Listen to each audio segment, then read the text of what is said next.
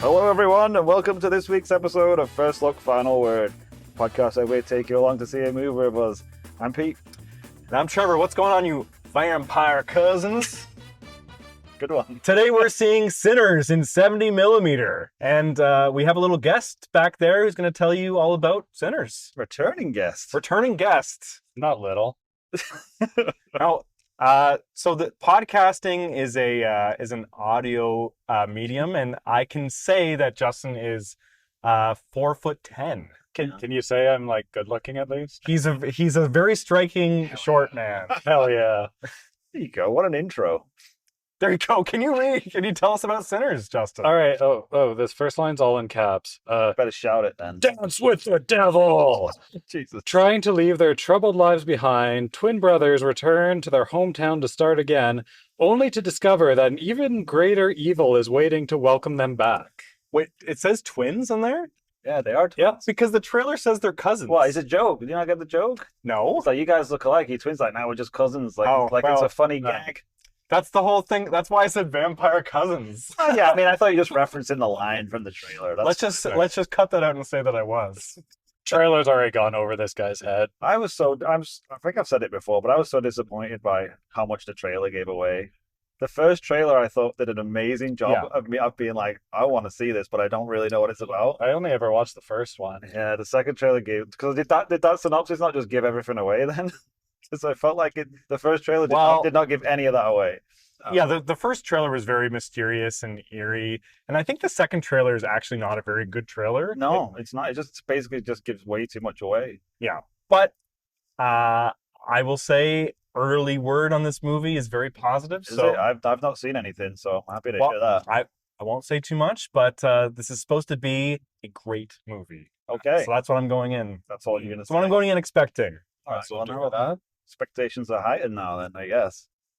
Right, and we're seeing it in 70mm. There are 10 theaters, I believe, in North America showing it in 70mm. We're very lucky Toronto is on that short list. There you go. It's worth the drive. Oh, there's an even shorter list too.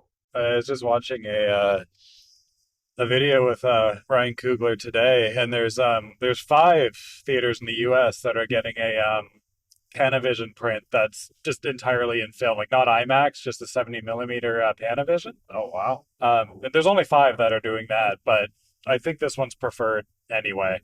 Okay, because it's both, right? It's the IMAX and Panavision. Well, that's cool. I'm hyped. So maybe we can talk a little bit about our history with Ryan Coogler. And Justin, you started talking about it, and then I told you to shut up and save it for the podcast. Yeah, so pre-record. Okay. So I had actually not seen a Ryan Coogler movie before Monday, which is really crazy kind of, because I love Rocky. So I probably should have watched Creed, knowing that. How could you love Rocky and have not have seen Creed? I know. I'm the fucking idiot who cries at the end of every Rocky movie because, oh, he worked so hard to get here. When you said you hadn't seen any Ryan Coogler, I was like, oh, he wasn't like Rocky then. Yeah, no, I love Rocky, just haven't seen it. All right, wait, sorry. Which Rocky movies are you crying? All of them except for 5. Fuck 5. So in Rocky 4, when he's saying, if you could change, I could change. All of us can change. That's what gets you? It's emotional, man. Okay. We can change, Trevor. You can change to a soft heart. He was avenging Apollo, man. Like, it's a heartfelt movie. I would say Creed is the saddest of the Rocky movies too. Like it's very sad. It absolutely is. That's very true. Creed was fantastic. Oh, so you did see Creed? Yeah, I did. I watched Creed and I watched Fruitvale Station. Okay. So Creed, great. It hit all the high notes of Rocky. Did its own thing too. Like it had its own highs as well as the references to the old ones. Sylvester Stallone was fantastic. Jordan Peterson. Oh my God. Jordan Peterson is in that movie? Jordan B. What am I interesting? Not that. Michael B. Jordan. He was great. I don't think I'd seen him in anything. Although I did look through his IMDb. And I did see him in something when he was really young. Yeah, Hardball. In The Wire. It sucked. He was in The Wire. Yeah, in The Wire. Yeah, he was Wallace. That's right. Wallace. So you've missed like Michael B. Jordan's whole ascendance. Yeah, basically. Oh, wow, yeah, I guess so. So yeah, watched Fruitvale Station. Fantastic. That one really hit at the end. I don't know if you guys have seen that one. Oh, yeah. I haven't seen that one. But man, it's worth a watch. But those are the only two I've seen. So I don't fuck with Marvel, so I didn't watch Black Panther. And then was he involved with Creed 2? He directed Creed 2, right? Okay, he did direct that one. He did. He didn't direct it? Okay, well, I was going to say Creed 2 is my only blind spot. So which one did Coogler. Michael B. Jordan direct? He did 3. The third one? He directed the third one. I think Coogler wrote the second one? The third one. So he had a story credit, I think. I was looking at it today. I thought he directed the second one. He might have. Okay. No, he won't. I don't know. Who's got IMDb? I could take a look. I'm driving, guys. I'm recording on my phone. You're holding a phone. Okay.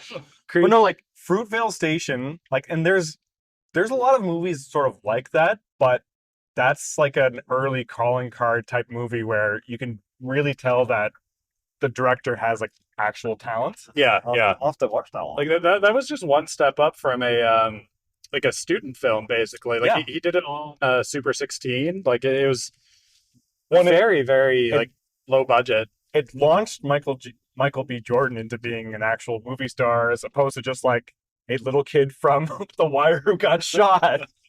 Hey, man, I completely forgot that was Jordan been in every one of his movies pretty much then? Yeah, I think so. So it was Stephen Cappell Jr. who directed Creed 2. Okay.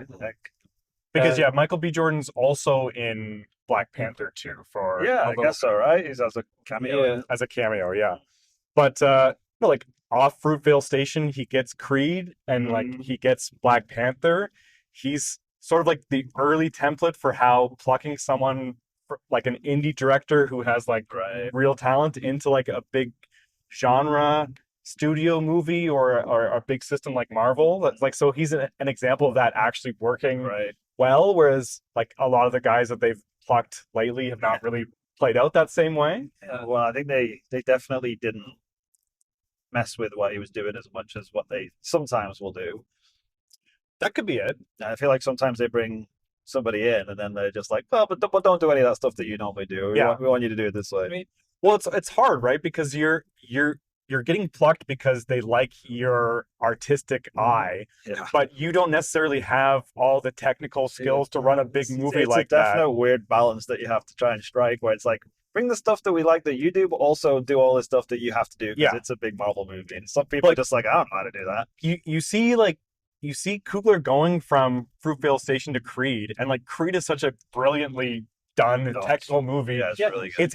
It's operating in that Rocky vein, but it's so new and innovative at the same time too. Like really great fights. Yeah, like Ryan Coogler, like his ascendancy has been so quick. Like Fruitvale Station, and now like just 12 years later, he's like true. It's one of the biggest filmmakers ever. The fact that he's been trusted to do this on such expensive film, like the way like filmed on IMAX and Panavision, like those cameras are not cheap to run or rent. Well, we were talking about this on our Interstellar episode, which we also saw in 70 millimeter. Yes, and that was amazing. We've made a commitment to see every movie in 70 millimeter that we can. Yeah, this got a high bar to clear for us. So I think that was the most happy we were coming out of a screening on the podcast. I think that might have been like the most happy I've ever been in my entire life. It's transcendent. Yeah. We're just striving to get that feeling back. But it's so expensive to shoot on 70 millimeter. They're not letting just anybody do it. Yeah. And this is original like content. Yeah. Like this movie's not based off any IP, right? It's his first original, right? Oh, yeah. Well, I guess because Fruitvale Station's just based off a true story, events, right? And so Creed, and then all the original characters. But yeah, Creed is based off the real son of Apollo Creed, so that doesn't count. Okay. Because Apollo Creed had an extramarital affair, and then this joke isn't working. Let's just move on. Good try though. Good try. I remember when they first were talking about they were going to do a Creed movie following the son of Apollo Creed. I remember just thinking like that's going to be a pile of shit. Like what a terrible idea. It could have just been that movie where it's just like, hey, you remember these characters? This is his son, and they are all again. They did it so well. Like, even such a great job, way better than it deserved to be. Stallone just loves being Rocky and living Rocky, and you can just tell. when he's in that character, he's just loving life. He was and so good in that movie. my only real gripe with it is Rocky doesn't seem to have bad enough brain damage. That's very true. So apparently, when they were developing the movie, like the whole pitch was that like Rocky dies. He's like drooling on himself. Rocky dies from cancer during the movie, right? Right. So we're gonna spoil Creed, everybody. Sylvester Stallone really pushed back on Rocky having cancer. Oh, okay. He was like, maybe it's not Rocky who has cancer, maybe it's like an elderly neighbor who has cancer. And they're like, this doesn't work. Like, we can't just introduce another character who has cancer just so they die or whatever. He's like, it's Rocky. He's like, well, maybe I get cancer, but maybe I'll pull through. Maybe I'm strong or whatever. I beat cancer's ass. And so that's why he didn't die of cancer in the movies, because like they had to talk him into even having cancer, which got him the fucking Oscar nom. Right. You know what? It worked in the movie, though. It was the whole like, know what? It did work in the movie. You know what? Sure. If you're gonna fight, I'm gonna fight too. Yeah. It would have been a perfect ending for that character if he did die in that movie, though. I think he might have won the Oscar if he died. Probably, right? Like, I lost my fight, but you won your fight. Is that your Rocky? That was my trying. Could use some work. I'm sorry. You did call out. That was my Rocky, like, dying cancer voice. Okay, actually, then pretty good. Yeah, you see? Pretty good. I'm working on other levels here, man. You did call out like my Scottish chicken. Yeah, you've been waiting to get me on shit on, I've got to be careful when I try to do accents. I was ready to pounce on that one. It's like, we'll do an accent a day. Yeah. I don't think I even tried like doing it to Nero. So Justin, you've never seen Black Panther? No, the last Marvel movie I saw was gathered around a small tablet in the middle of the woods. How it's intended. In the middle of the night. Yeah, we watched that. Which one was that, Trevor? Was that? It was Infinity War in the middle of Algonquin Park because there was a fire ban and we couldn't have fires. So that was the last Marvel movie. You warmed yourself on the warm glow of Infinity War, which came after Black Panther. So like you still missed it by that point. You know what though? Even if you're not a Marvel person, I think Black Panther is still a movie you can enjoy. Standalone. Yeah, you don't need to be into the weeds of the MCU to enjoy that movie. It's really well done. It really bums me out having to watch a Marvel movie. I'm not gonna do it. I like there is some as someone who loves a lot of the Marvel bullshit that they put into movies, there is a little bit of that in Black Panther. Yeah, I mean, Martin Freeman's character coming in. You don't really need him there, but you don't need him in there at all. But I love the Freeman. Yeah, you gotta love him. Well, plus they get to call him colonizer and stuff. It's pretty funny. Yeah, there you go. Sure, he just called him colonizer the whole movie. But I think that just speaks to how strong of a voice Coogler is that he can come into the Marvel system and still stand out in such a way. Yeah, he really did. That movie was so good. Again, I did so well as well. It was beloved by all. Apart from Justin.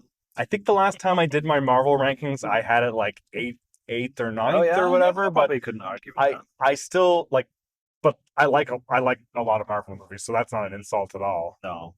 Well, I mean, speaking of that though, I feel like it's a bit muddied by how much I didn't really like the second one.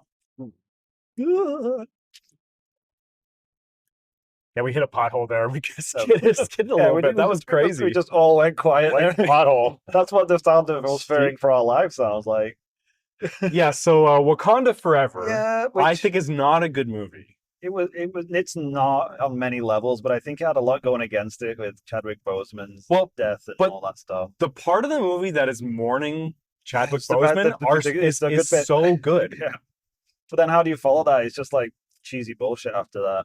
Yeah, I think that like the underwater animation in that looks really bad. Yeah, most of it's bad too. That came out at like the same time as the second Avatar movie, which looks so good. But, like, so like it loses out on that comparison. Very true. And like, there's just too much going on in that one. They're setting up like the Ironheart stuff.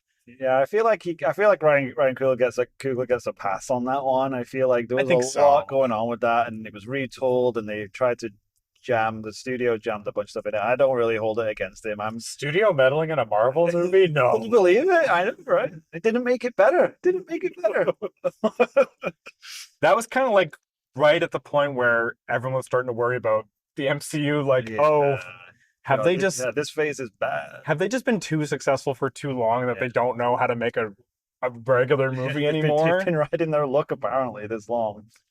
Because like really that movie should have been a slam dunk because you had everyone's like heart on their sleeves going into that theater. But I don't know, like how do you can't do you can't do the first half of your movie mourning a real person that died who was the main star of the franchise, and then do, and now we're on an adventure and we're doing this and that. But that's exactly it. You have to scale the movie back. The entire movie is about the mourning. But that would have been grim though. You got to have a Marvel movie just mourning for 2 hours. I think that's what people needed. Like I think that was the only way to do it. I guess, but I just feel like maybe just don't do it then. Maybe. You know what? I agree with Pete. Don't do it.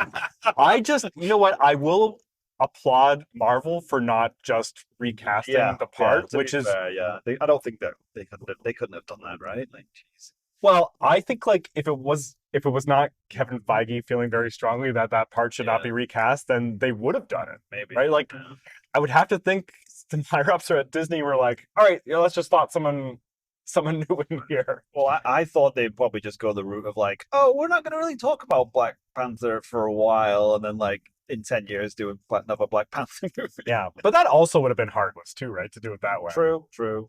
How long after the first one was it? 5 years, right? Like, I think so, but because you had Infinity War and Endgame and his death in between it. Yeah, that's true, actually. So 4 years. 4 years. I just looked it up. 4 years. Wow. That's close enough. They used to really rattle those Marvel movies out, didn't they? Well, and that one was also a pandemic movie, I believe. Oh yeah, it might be right about that. Because I think there was some, not to get too much into this, but there was some drama with like Letitia Wright on that movie and stuff too. That definitely was. She was a like vaccinations and stuff like that. I remember now. It's all coming back to me.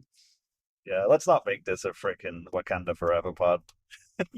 Justin's already checking out back there. And so this is I doubt Coogler's ever going to come back to the MCU. Like I would be very surprised. This is his first kind of big budget movie outside of an established franchise. Yeah, if this is reviewing as well as you say it is, this is going to be huge. Like bigger for him than like in terms of becoming a filmmaker in his own right than anything else he's ever done. Yeah. I just hope people show up. Yeah, that's my big worry, right? Because people don't show up for these original movies. Man, it would be heartbreaking if no one showed up to this because the amount of money poured into just filming this is ridiculous. Michael B. Jordan cloned himself, right? That doesn't come cheap. He used the machine from The Prestige. Spoilers for that movie. It's funny. I was going to bring that up as one of my favorite actors playing two roles movies. You stole my thunder. And like, yeah, Hugh Jackman doesn't have a lot of time in that movie playing two people at once, but Christian Bale does though. He does it. Well, I guess we're just fully spoiling the movie then, Pete. Jeez. I'll bleep that. What are your other actors that play two roles that you like? Should we talk about that? Sure. Are we done with Ryan Coogler? We're excited for this movie. It's going to be great. Let's put a pin in Ryan Coogler. We'll talk about people who played themselves on screen. I'm going to start off by talking about my boy, Brent Spiner. And I already talked about him a bit. There you go. But that guy was so good in every episode with Lore. Yeah, okay. I like playing on that split screen. And in Nemesis, him playing as B4. Oh, yeah. Was the best part of that movie, which really sucked. So we're going to turn this into a Star Trek episode. I'm sorry. We talked about Star Trek so much before we started recording this episode. There we go. Okay, I'm all done. Shoehorned it in. I appreciate it. I'm all done. I've never seen Gemini Man with Will Smith. I have not seen that either. And nor will I ever, probably. If I'm being fair. Oh, well, what was it we got? There's one I'm surprised you didn't bring up, Trevor. Well, I'm not done. Okay. Do one and one? Oh, keep going. I think last week I already mentioned the ones we've already had this year. We've already had Mickey 17. Oh, that's right, yeah. And Alto Knights.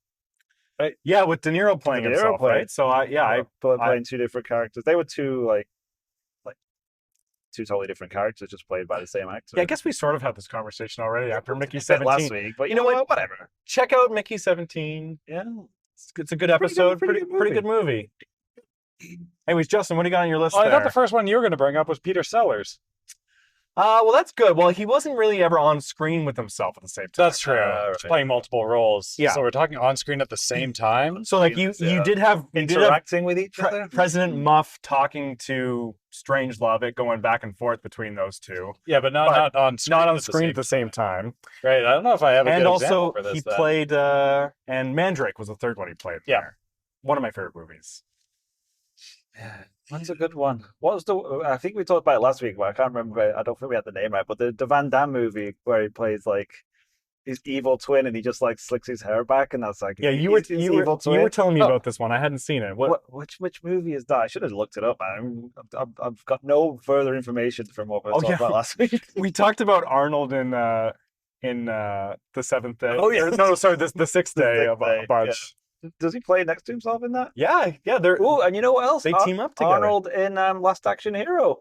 Oh, that's right. Yeah. So he's got fought for it, man. Because he meets the actor who plays his character. Yeah, because he comes out of the screen into the real world and meets real world. Well, spoilers, Jesus, Pete, come on. Whatever, man. It's like statute of limitations on Last Action Hero. I think is pretty much done.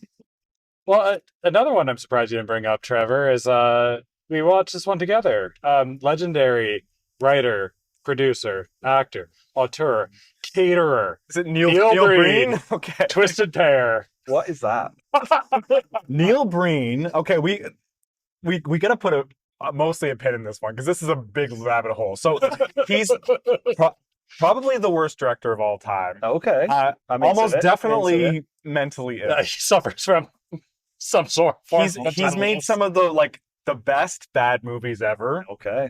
Double Down being like what I would say is the best worst movie of all time. Yeah. It's but he also made this one called Twisted Pair, is it? Yes, Twisted Pair. Twisted Pair. Where he like pear like the fruit or pear like pear is in like Twisted Pair of homonyms? P-A-I-R. P-A-I-R. Okay. Like what happens in that, Justin? Like does he get struck with lightning or something, or like is it a computer thing? I honestly can't remember. Honestly, with him it could have been both at the same time, but honestly he oh man, I can't believe you're mentioning this movie.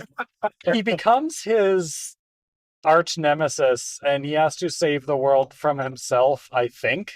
Ooh, it sounds deep. I do not remember anything more than that. Honestly, I remember Double Down better.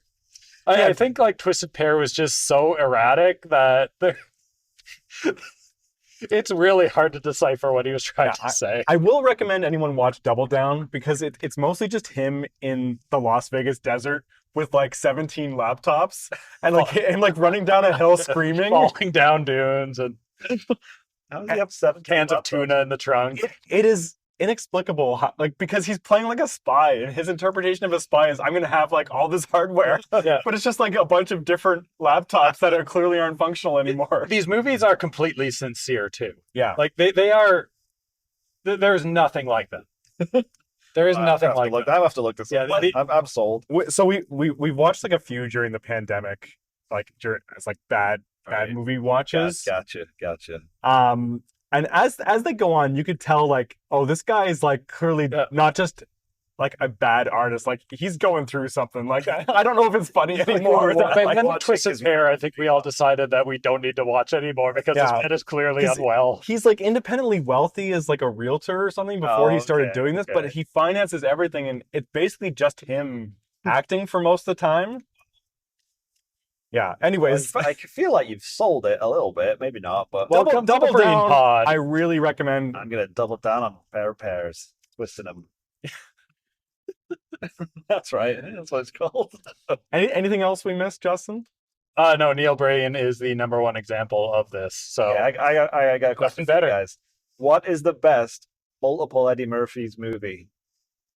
Because there are plenty of them. Norbit. No. Norbit. Oh, there you go. Right to number one. It's bury the lead or anything. Should we rattle a few off about Coming to America? Okay. Yeah. Good. Yes. Very good. Yeah. Nutty Professor. You know what's one of my favorite? Bowfinger. Oh, you know what? Shit, yeah. I always forget about Bowfinger. Yeah. That movie is great. Yes. Right? Double Eddie Murphy. Gotcha, suckers. There you go. I used to love that movie. Yeah, do you know who directs that? Oh, Frank Oz. Really? Yeah. Oh, nice. I think Coming to America might be I think I like that more than Bowfinger, but man, he has had so many. What about the superior sequel of Coming to America? I don't remember the name of that anymore. I think it's just Coming to America. Coming to America. I didn't even watch it. No, I didn't. I envy you both because it's horrible. Why ruin a good movie by watching its shit sequel? That and Zoolander 2, I think, are the two movies I wish I could wipe from my memory. Yeah. But Beverly Hills Cop, the new one's pretty good. Did you have seen that one, Justin? I did not watch. There's only one Eddie Murphy in that, though. I know. But we're talking about him bringing back a character. Or whatever. True. So is that your big complaint? Is that there's only one Axel Foley? Just throw in like a barber in there. Surely at this point he would have cloned himself. Right? They just make it. When he said he was going to be his kid, I just thought it'd be like computer generated young Eddie Murphy as his kid. There you go. Maybe that would be cool. Yeah, Zoolander 2 I stayed a long way away from. Yes, I never saw Zoolander 2. I was putting off Anchorman 2 for a long time as well, until I was recommended it by a couple of guys I respect the opinions of. And you know what? It wasn't as good as the first one, but it was good. I don't think I've seen the second one. I think I watched a bit of it. Either. I think it caught a little too much shit because people had real high expectations for a second Anchorman. But if you put that aside, like watching it, man, how long has it been since that movie came out? A long time. Did they get the whole cast back? Yeah. Okay. There you go. Interesting. Yeah, it's worth a watch. And there's two Ron Burgundies in that one? Is that what you're saying? Not on screen at the same time. Any more on the dual people? Oh, you know what? Probably a billion more than I just. You know what I thought? You know what I thought of talking about how much we love Marvel is Logan. No. Double Oh, Wolverine. okay. Logan is a great movie. Now I remember. No, okay, yeah. But that's not a Marvel property, right? No, that's fair. It's not MCU. Yeah. But, I'd forgotten that there was like a bad like a Wolverine young Wolverine. Yeah.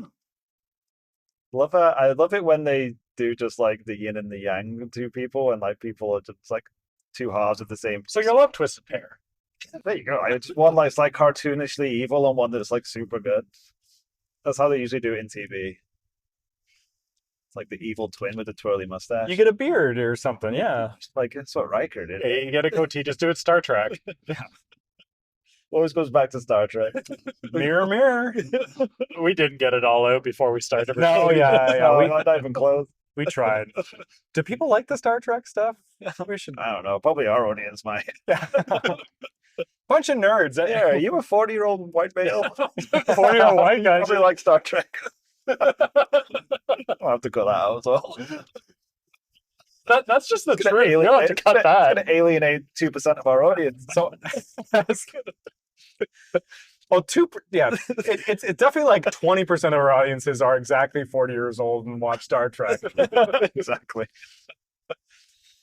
Well, anything else? I'd like to talk about our upcoming schedule here. Give people a little bit of a sneak peek. Yeah. So keep us honest as well, so we actually do it. So this. So yeah.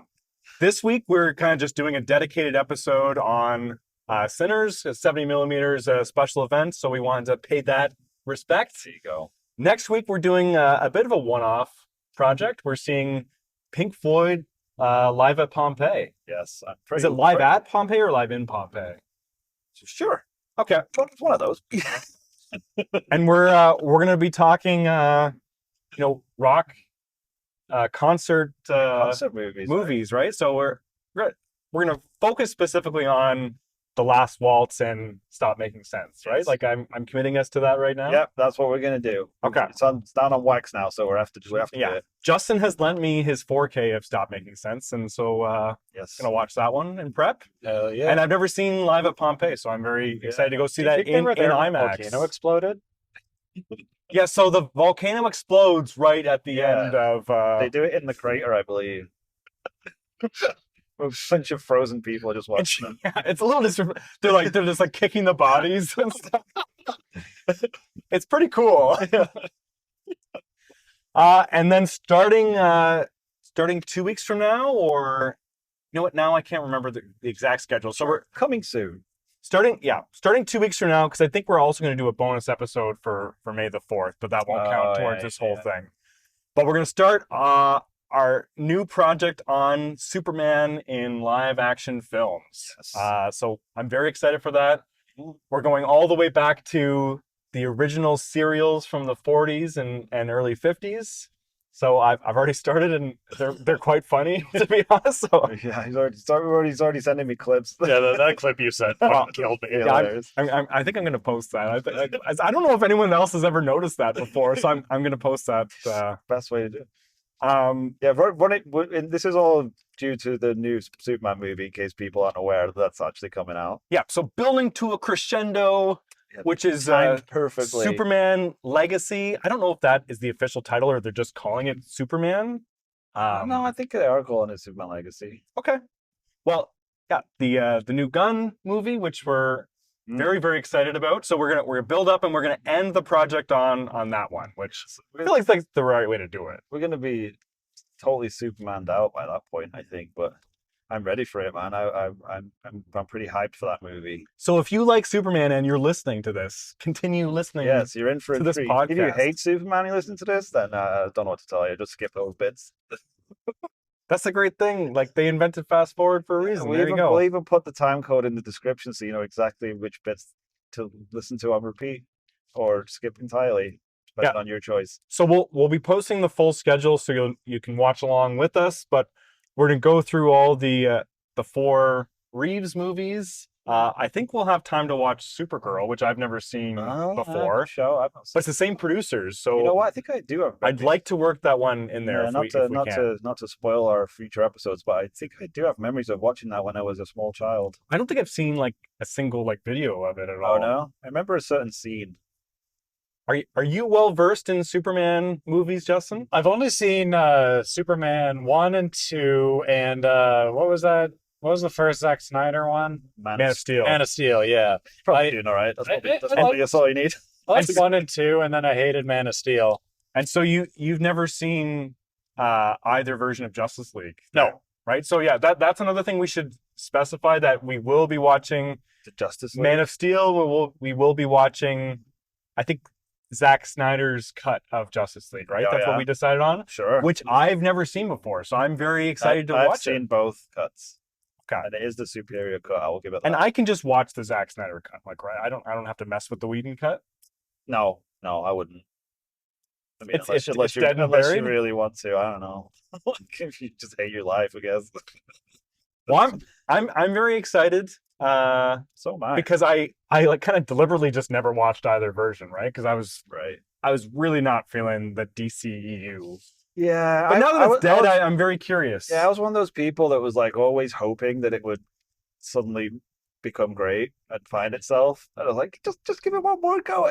You know what I mean? You're saying you weren't feeling the DCEU, like that was an uncommon thing. I don't think some people would definitely feel it and still are to this day. Some people are very invested. Online, so holy crap.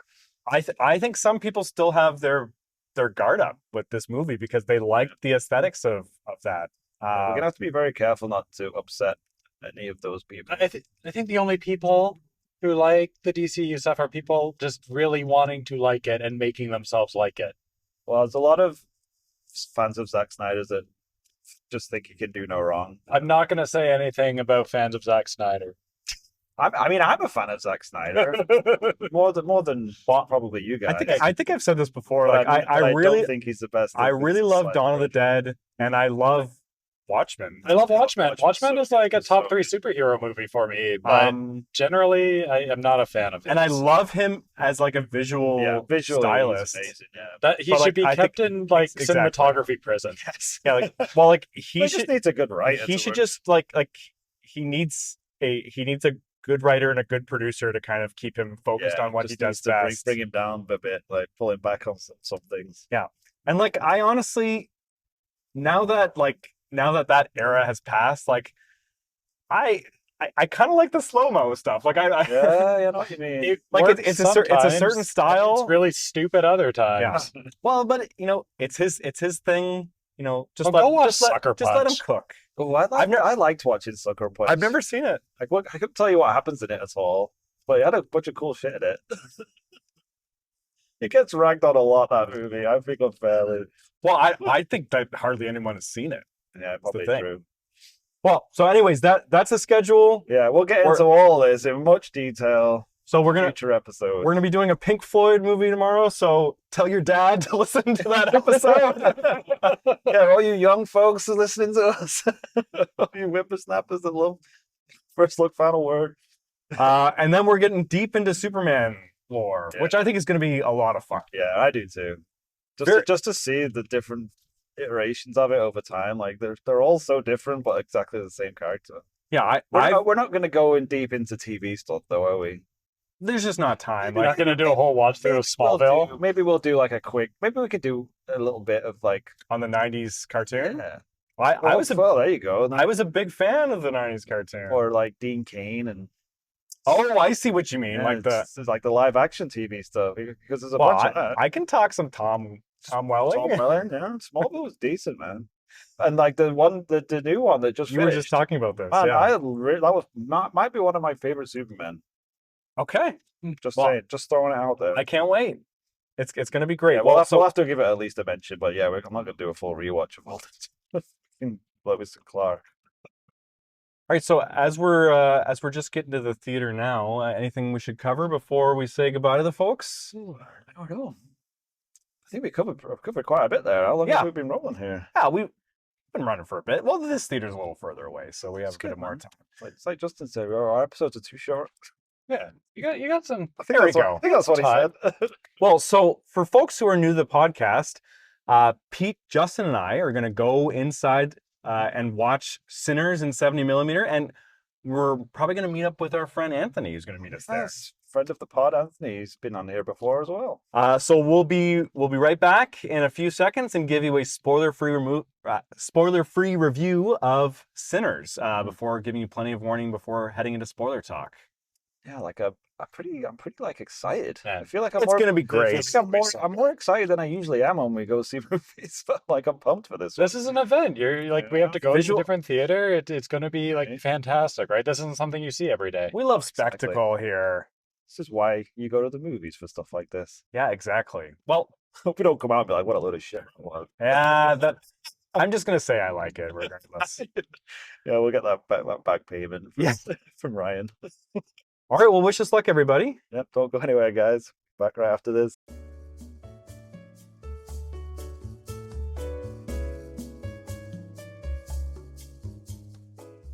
Welcome back, everyone. Wow. A very special episode. What an ending to that movie. Did not see that coming. No one did. All right. Complete surprise. We've picked up an invited guest. An invited guest, yes. So is this the first time I've had 4 people? No, we've done that before, right? First time 4 people in the car. First time 4 people in the car. That's very true.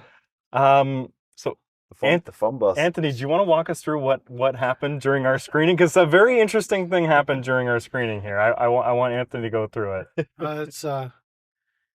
I will say it is very cozy back here. So,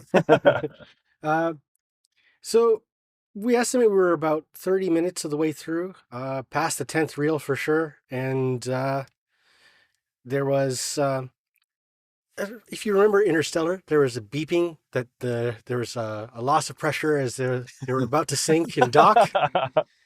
Well, when Dr. Mann was dock, and well, something similar happened, and the screen went black. I thought it was another jump scare, but the jump scare was that the film stopped.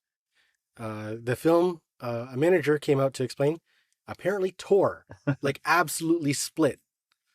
So they were rummaging back there in the office or the projector booth for probably 20 minutes or so. Maybe 20, 30 minutes. And Anthony was telling us the whole time that basically there's no chance that it's gonna happen because of syncing issues with IMAX with 70mm reels. But we kept up hope, right? Because you're working on it for 20, 30 minutes. You got to figure I thought it was a good sign that it was going for so long. Yeah. Yeah, it's well, 30-year-old technology minimum. This has never happened before, right? So it's got to be reliable. And unfortunately, it didn't work out for us tonight. Did I hear you say it was running Windows NT? Well, if it ain't broke, don't fix it, right? That's how it goes a lot of the time. Windows NT is quite broken. Let's not try and change it at this point. So you were saying what you thought happened is when they were changing over reels, maybe there was an issue in the changeover. So for IMAX specifically because of the size and only having one projector going, they build up a big reel on a platter, about 6 feet wide is the platter, if I'm not mistaken, and it's so they'll usually get the film delivered either one of two ways. One of them is that they'll have 3 big metal cases shipped from their headquarters, and then they'll put those 3 45-minute roughly sections together, a little bit longer actually, or they'll have like 13 boxes sent to them, or like I think it was 25 or 30 in the case of Oppenheimer. Right. And they'll build up the print, splicing them in together piece by piece till they get it to the full length. And I figure we were probably in one of those spots where the film had been joined. Who knows?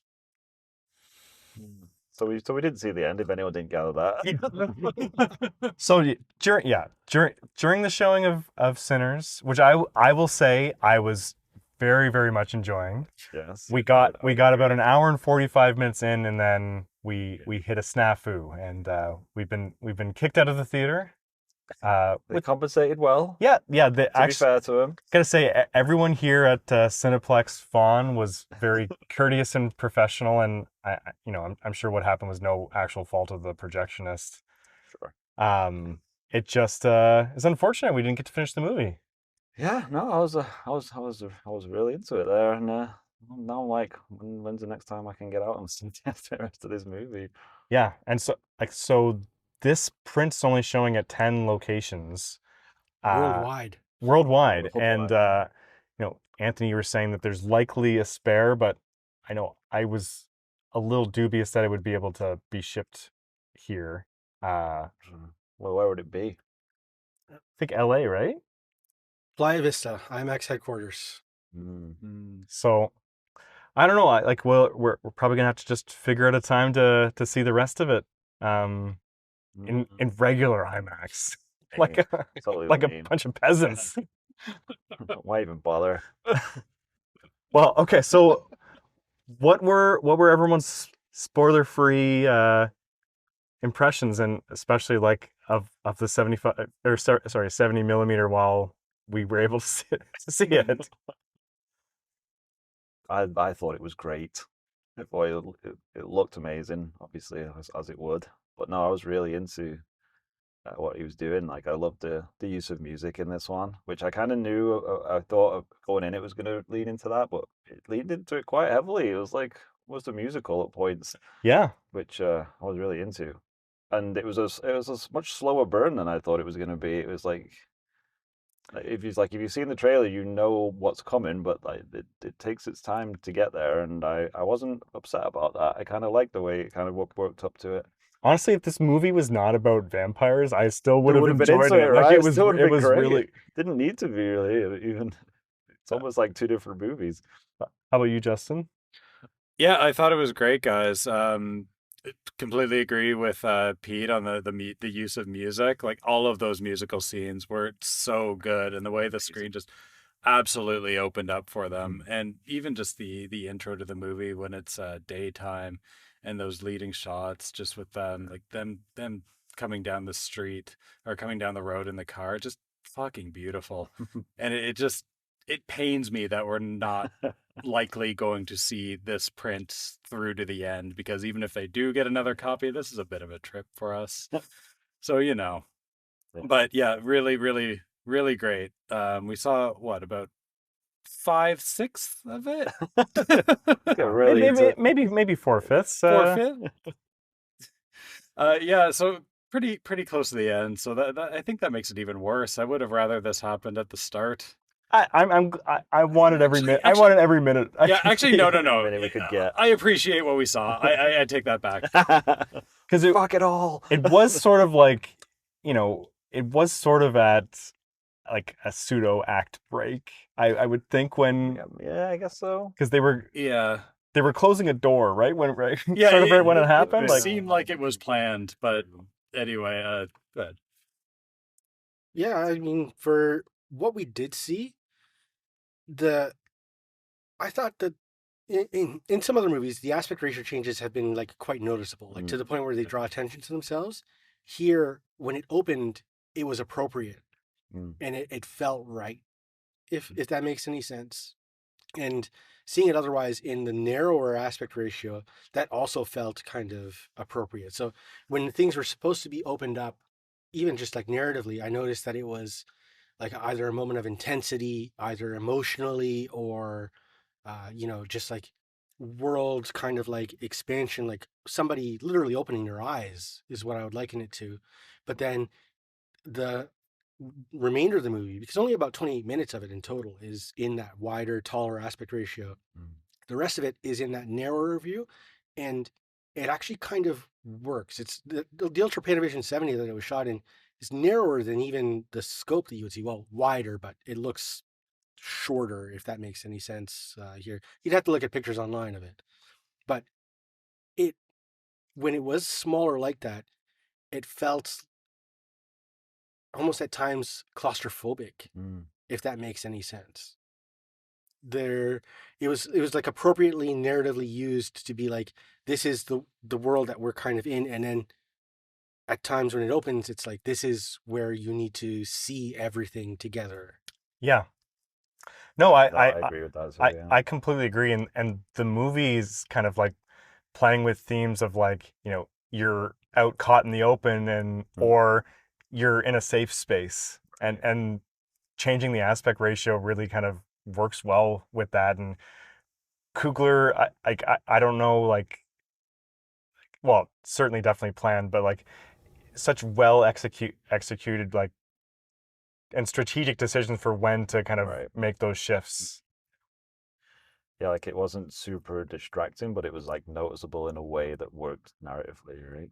Yeah, like you do notice it when it's happening, but like Anthony was saying, it's for narrative purposes, and it works so incredibly well.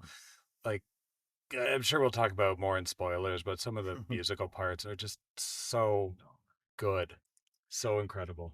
Well, the one sequence, I gotta say, I don't know if I'll see a sequence I like more this year. Like I was really a fan. Yeah. We'll have to get into that. Yeah. Yeah. Well, I know what you talk. We'll get into that. I'm just gonna preemptively say, because I may be ejected at any moment. Roll. I know exactly which sequence you guys are talking about, and I 100% agree. I don't think I've ever been as absorbed into a film as I have been for that moment. Yeah, no, completely. And it sounds weird because I haven't seen the full movie, but I like seen of the movie so far.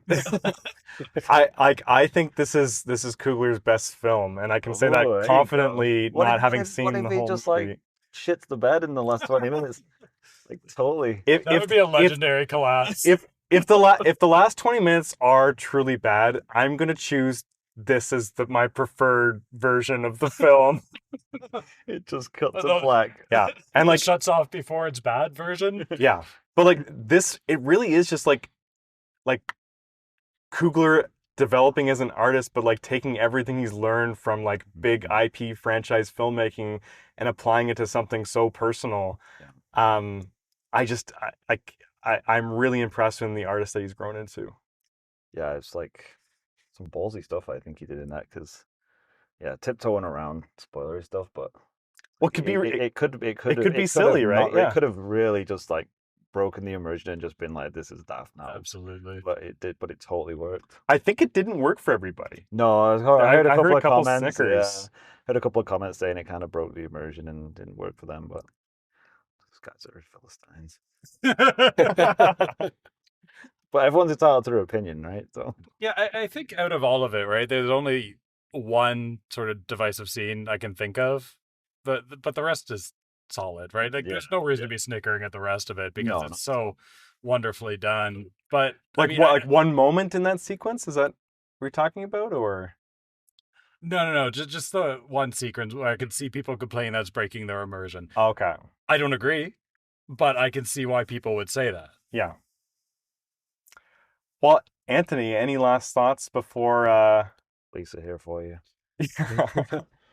Regardless of whatever may come, this is literally a work of art that needed to be seen on film. It's sad that we won't necessarily see the conclusion of that work of art, but for what we did see, I'm glad that not just us here, but the people in that theater had that experience together. And the film, I don't think it's spoilers to say, maybe it is, but viewing a film is something about community and sharing that experience together. And when you watch Ryan Coogler explain how he framed the film and the formats that it's in, you can tell he's very passionate about that experience, how growing up he had that experience and he wanted to share that with people. And this was a manifestation of that on the literal silver screen. Well, and there's something beautiful about film in that it's this like very thin and delicate material that can break. I'm literally tear in half. But I'm being completely serious. Like it's this magic that you run through a machine, it projects light that goes onto a screen, and it could break at any minute. Like that's what makes it kind of so special, and it's also why they don't do this that often. But it's expensively special. But honestly, like I love seeing things on film, especially 70 millimeter, and I hope this kind of format continues, and I hope it continues in an area that's close to where I live because it's been very convenient. Right. All right. Before we let Anthony go, though, we should ask him favorite movie performance of an actor playing dual roles. We talked about it on the way here. Because I thought Michael B. Jordan did a pretty good job in this with the dual roles. Yeah, better than Eddie Murphy or not? I mean, Eddie Murphy's not got to be disqualified. Not to put you on the spot or anything, but we kind of talked about some of our favorites. I mean, if we're counting more than dual roles, I'll give a total joke answer here, and I'll say Michael Keaton in Multiplicity. Oh, that's a good one. That's a good one. We didn't mention that one on the way up, so nice poll there. You know what? Like, still technically a blind spot for me because I haven't seen the whole movie. You haven't seen Multiplicity? I've caught it on cable a bunch, but I haven't seen the whole thing. Or I guess my honest answer, it's kind of not really appropriate, but it's a dual role, I guess you could say. Is it a spoiler if I give away a part of a movie from 20 years ago? I'll give you an exemption. We passed the statute of limitations. Yeah, we've ruined a bunch of shit on the way. Has anyone here seen Primer? Oh yeah. Yes. Oh, okay. Definitely. I own it in about 3 different formats. Yeah. Great shout. That's a great movie. There's kind of moments where they supposedly are playing multiple roles there at the same time. Well, certainly overlapping, and then I guess that works. You have people in different timelines who have become more jaded or whatever, right? So the characters themselves are changing as it's developing, but they're in the same space at the same time. I say I'll let you count it. Okay. There we go. Right, pick 2 that we didn't even talk about. So good job, man. Awesome. Well, thanks again for coming out, and we'll make sure to have you on next time we see something in 70 millimeter for sure, or maybe any other time. Yeah, man. Thanks for coming out. Happy to join. Thanks for dropping in. A good one. So, guys, bad news. So Anthony stepped outside, and then he got bit. So we had to. He tried to get invited back into the car, and we said, no, we have to drive home now. Yeah, now he's part of that family, crackheads. Well, here's the real problem. We don't even know how to kill the things because we didn't see the end of the movie. Yeah, we didn't see the end of the movie. Yes, we don't have a witchy type person with us to explain all the rules of how they work. Anyway, I did think this was interesting because this movie was in 1932. Right. So all these people would have seen Dracula already. Okay. Right? Yeah, well, they pretty quickly went into like they're vampires. Would they have seen Dracula? Because they're in the middle of nowhere. Yeah, that's true. Well, but and they're like work on plantations and stuff. I don't think they're heading down to the multiplex. well, there's no such thing as a multiplex. Exactly. Yeah, did they see Dracula in those- 70 millimeter? Those films traveled. I guarantee those people saw. Guaranteed, Dracula. he says. There you go. All right, you heard it here first. Those Hey, films traveled around. This guy's got a history degree. Listen to him when he says stuff like that. Yeah, sure. Like, he guaranteed it, so that's good enough for me. That's why they went, just like Dracula. Well, they did. She said the word vampire in the movie, which I was wondering if they were going to do that because some movies are scared of doing some that. vampire movies are scared of doing that. Yeah. But I think this one made a deliberate choice. It was 1930s, and she said the word vampire. No one said, "What the hell is a vampire?" Yeah, they're like, "Oh, everyone got say, it, yeah. We've all seen Dracula." Everyone has seen sexy Bela Lugosi up on It's like, get the the silver screen. Get the garlic out right away. And Yeah, like they all knew what to do, and we're all on the same page, right? Right. That actually, no spoilers, right? Oh, shit, no yeah, that's spoilers yet, but we'll move along pretty quick, I think. Is there anything you guys want to cover that's not spoilery? Before spoilers, do we want to talk about any of the performances? I really want to call out Michael B. Jordan, who is just a God, that was fucking fantastic. movie star. He's pretty incredible, right? Jeez. I was really expecting those two brothers to be like really different, and like the fact that they were so similar, but you could still spot the differences. I think was different. so much more impressive. Yeah, very nuanced on it. It wasn't like there was no twirly mustaches at all. Yeah, I mean, there was gold teeth that helped. that did help because when they took off their hats, I realized I was in trouble for a minute, but then you catch on. I wonder if they did that when they're like, "This is too subtle, Michael. We need to give you golden teeth so people understand who's who." Like, well, they did stick with the blue and the red the thing, which different helped. different colored suits helped very much. But the brothers are called Smoke and Stack. And I was having trouble like which one's which, but Smoke was blue, Smoke was blue, Stack was red. That is correct. Yeah. Okay. And Stack was a little bit more on the wild side. He was the fun brother. He was the fun one, yeah. Wild man. They were both pretty wild. Like even one was more psychotic wild and one was more fun wild. Smoke was like straight-laced or whatever, but he still shot some people before vampires even showed up. That's what I mean. He was a bit psychotic. Yeah, a little bit. I would say he was calculative.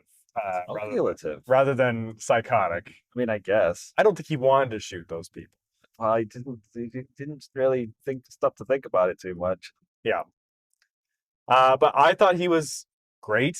I don't know the name of the actor who played Preacher Boy. Like probably my first time seeing him, but I thought he if this is like his first big role. Yeah, I wondered if they just found him because that voice was that incredible voice. The second he started talking, I went, "Oh my god!" Right? It's like they found the perfect person for this. Like he looks like he's like 18, but his voice sounds like he's like a 50-year-old chain smoker. Right? So I mean, he's perfect. And then what's his? Is it Delroy Lindo? Is that his name? Yeah, Delroy Lindo. Lindo. He was great as ever. He's always good. Always good. Spike Lee movies, especially. I was. Every time a vampire got close to him, I'm just like, oh no! I want him to be in more of the movie, please. Like one of him. I was a little sad because I like the guy who played Cornbread. That's Omar Miller. Oh right. Yeah. What is he from? He is from a god awful show that I watch every single moment of and love called Ballers. Is that the Dwayne Johnson show? Okay. Yes, it's awful. Do not watch it, or maybe do. But he's got a pretty big role in that. That's do you what I like it from. like unironically, or I don't know. I don't know. Complicated history with Cornbread. Okay, there you go. And I did notice Saul Williams was in it. So Saul Williams is he's a rapper. He was just a small role, but I mean he was there. I kind of got the feeling that a lot of the cast were just like musicians that were brought in. Oh, many of them were for sure. Definitely, like the girl who was like the singer, the Preacher Preacher Boy's love interest. She had like an incredible voice. What is this person doing? He's taking up 2 lanes. 2 lanes, 19 yen. This is my. You're just calling out the license plate. What are he doing? Yeah, that's someone who's never driven on a highway before. This is live action. 19 yen. If you're a listener, It started their Not Easter gonna say it. celebrations early. That's all. Whoa! Oh my gosh! oh, And that is a blacked out license plate. No, street races. there's seriously a street race going on right now. What is happening right now? This is why we need a dash cam. This night is cursed. Well, don't say that. We gotta get home first. Yes, sir. Well, you know what? Like a dash cam would be okay in times like this when we're far from where we live. Whoa. Like, See that guy? they had their Holy lights turned off too. What the hell are they doing? Oh, that guy's late to the party. That guy's the worst racer. Yeah. He's just a random BMW driver that wants to get involved. Yeah. What is going on here, guys? Like, this is crazy. Okay. Put your foot down, Trevor. Come on, we'll show these guys what's going on. Do you think Anthony's rolling with these guys? Yeah, he could be. Oh, yeah, that was him. He just flipped us the bird. Lives his life a quarter mile at a time. That was a bit exciting. But what were we talking about? We were talking about ballers. cornbread. Yeah, that was the only other guy I really recognized. Yeah, no, but everyone, I don't think there was a weak performance in it. I mean, Michael B. Jordan stole the show. Yeah, that would. It's funny, like, you can steal the show and be the lead at the same time, but he definitely, I guess definitely so. did. Yeah, I guess that's the wrong turn of phrase. No, but I completely agree with you. Yeah, it makes sense. But it's hard to anchor the movie and completely stand out, but he did it. Like, that was a special performance. Well, it seemed like it was more it's more Preacher Boy's story than it is. Yeah, The sort of like twin story, right? Like it starts with him and follows his journey. Yeah, that's very true. Well, because the movie starting out with them kind of returning to their hometown, Yeah. and they're both sort of unknowable. Yeah. well, everyone in town knows them. Yeah, but knows their persona, Yeah, right? Like, no, sort of the legend of these two Yeah. brothers. like I think like they are like too larger than life to really kind of be the audience surrogate. Mm. Yeah, that's true. Yeah, I mean they're sort of like, I guess there's a parallel between them being legendary characters and then eventually having to fight off vampires. Nosferatu. I didn't recognize the guy who was the main vampire guy. I know him from Trevor's favorite Michael Mann movie, Ferrari. That's all I think I've ever seen. Is he a driver? I do not like. I don't even remember what he did. I fucking hated Ferrari. Does he sing any Irish folk songs in front I didn't like. That'd be weird. It was weird in this movie. Sing some to be fair. Italian folk songs. Well, we'll get more into that in the spoilers. And what are you guys ready to just switch it over? Sure. The sun's going down. Let's jump into it. Okay, so spoilers bother you. Hop off. I promise at some point we're gonna maybe have an appendix to another episode where we can We'll just drop a 30. talk about the rest of the movie. We'll just drop a 10-minute That's episode. gonna be a weird episode. Just call it like 0.5, even though we don't number our episodes, but whatever. All right, definitely recommend you see Sinners. So pause it now and watch it. Yeah. In whatever format you can. Yes. Biggest format you can find. Biggest format you can find for sure. That's a good way to say it. Okay. So what do you guys want to get into in spoilers? Yeah. I just want to. I do want to mention. I just looked up. Miles Caton is the name of the guy who played Preacher Boy, Oh, okay. and this is all he's done. Yeah, I was Wow. gonna say. So he must just be a musician that Yeah, they it's found. gotta be. That was. Yeah, it's got because I see he's done some like TV series appearances as Self. Oh, okay, yeah. Maybe he's a famous blues guy. We're just ignorant. Sorry, I don't maybe. really follow the up and coming blues scene. Well- these days. So when they were first in the juke joint, Hmm.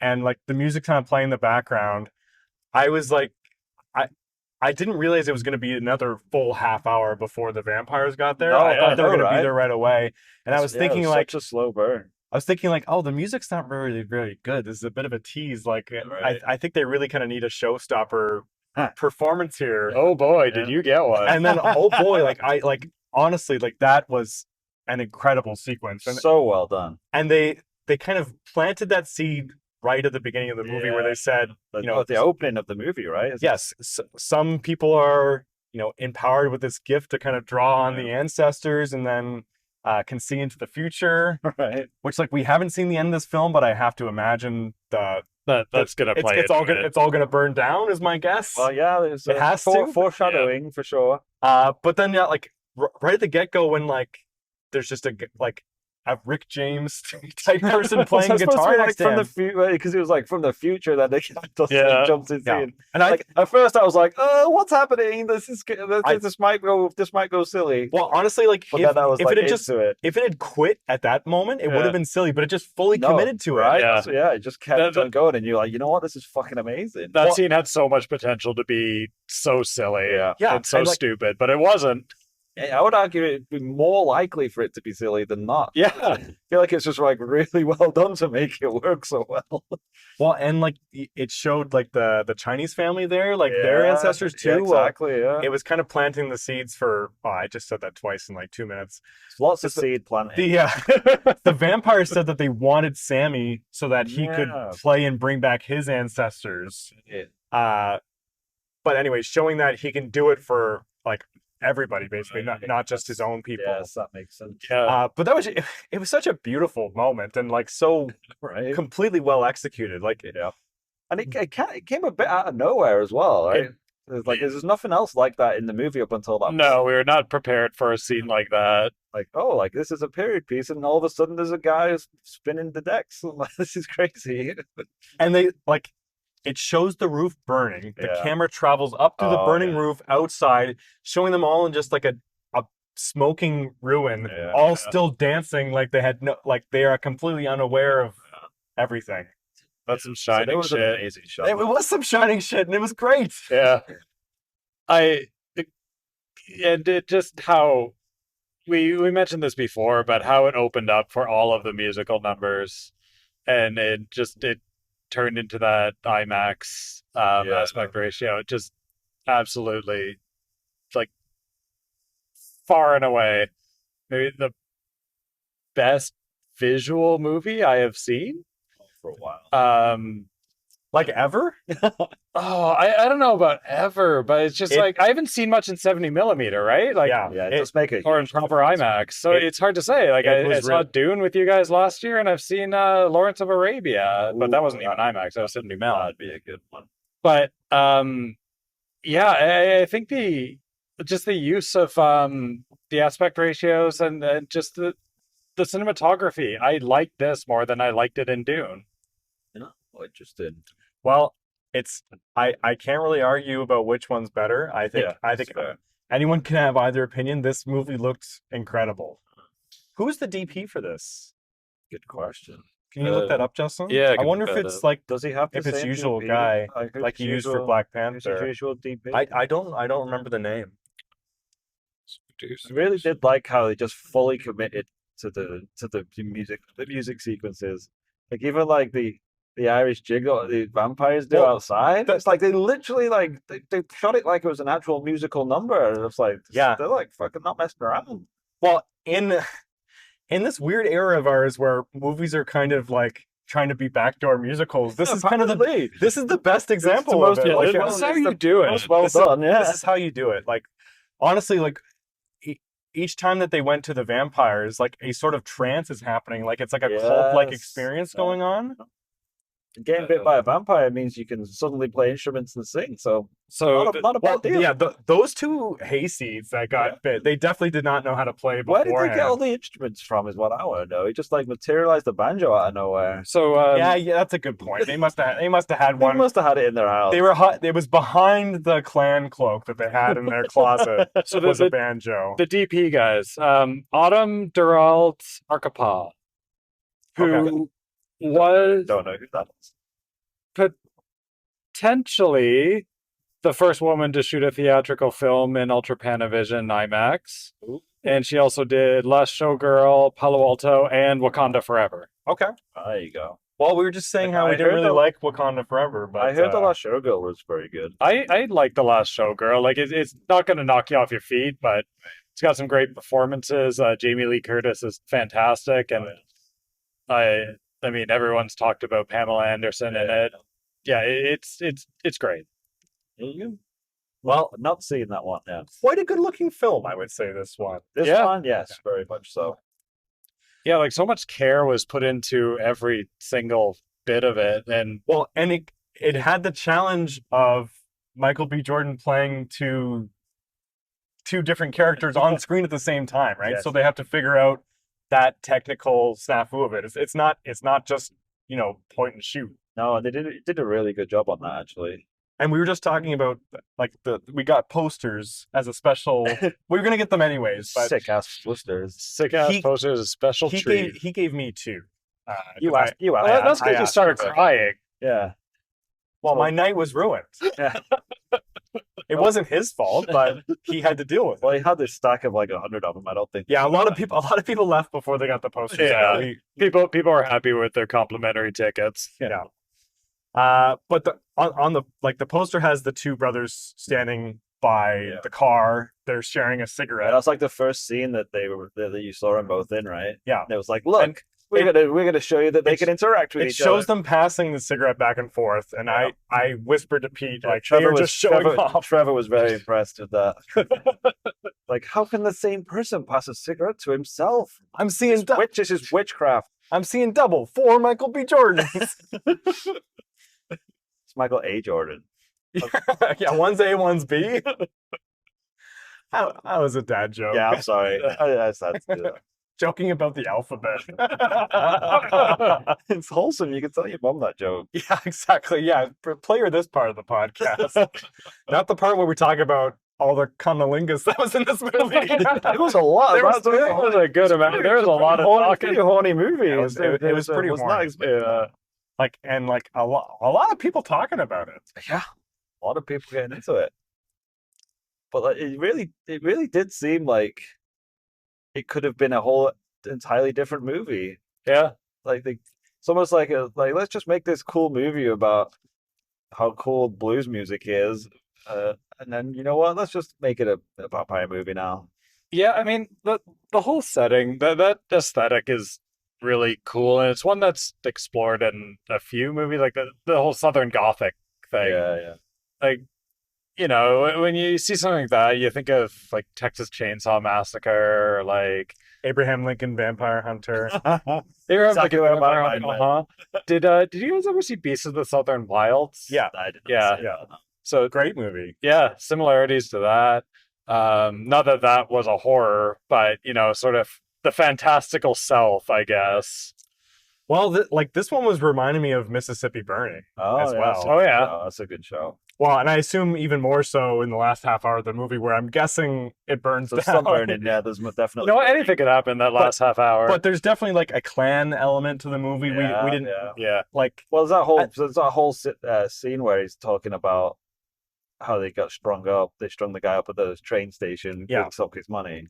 And like playing the audio of him being lynched, like over. Yeah. And like was really effective. But it's just like it's Coogler taking such like gutsy risk and like them paying off. Like he's trusting his artistic instincts. So, I mean, I was so into like the whole let's get the band together and let's like sort of what they were doing. We're gonna get the band together. We're gonna get all like it was like a fetch quest. Like we gotta go get the booze. We gotta go get this guy. We gotta go get this guy. We gotta make sure there's food. Okay, now we're gonna collect them all up and we're gonna drive and now we're gonna have a big party. I was like, I'm into this movie. I don't really care if it's vampires, to be honest. Like, just keep this going. And we get a lot of hints that the brothers pulled off like a series of robberies. Yeah.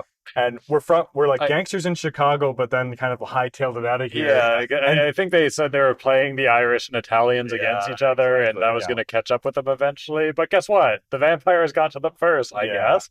Maybe the Italians show up at the end. Well, and like so, it seems like it's a good plan that they've thought out. But as they realized during the night, we're actually never going to make enough money doing this.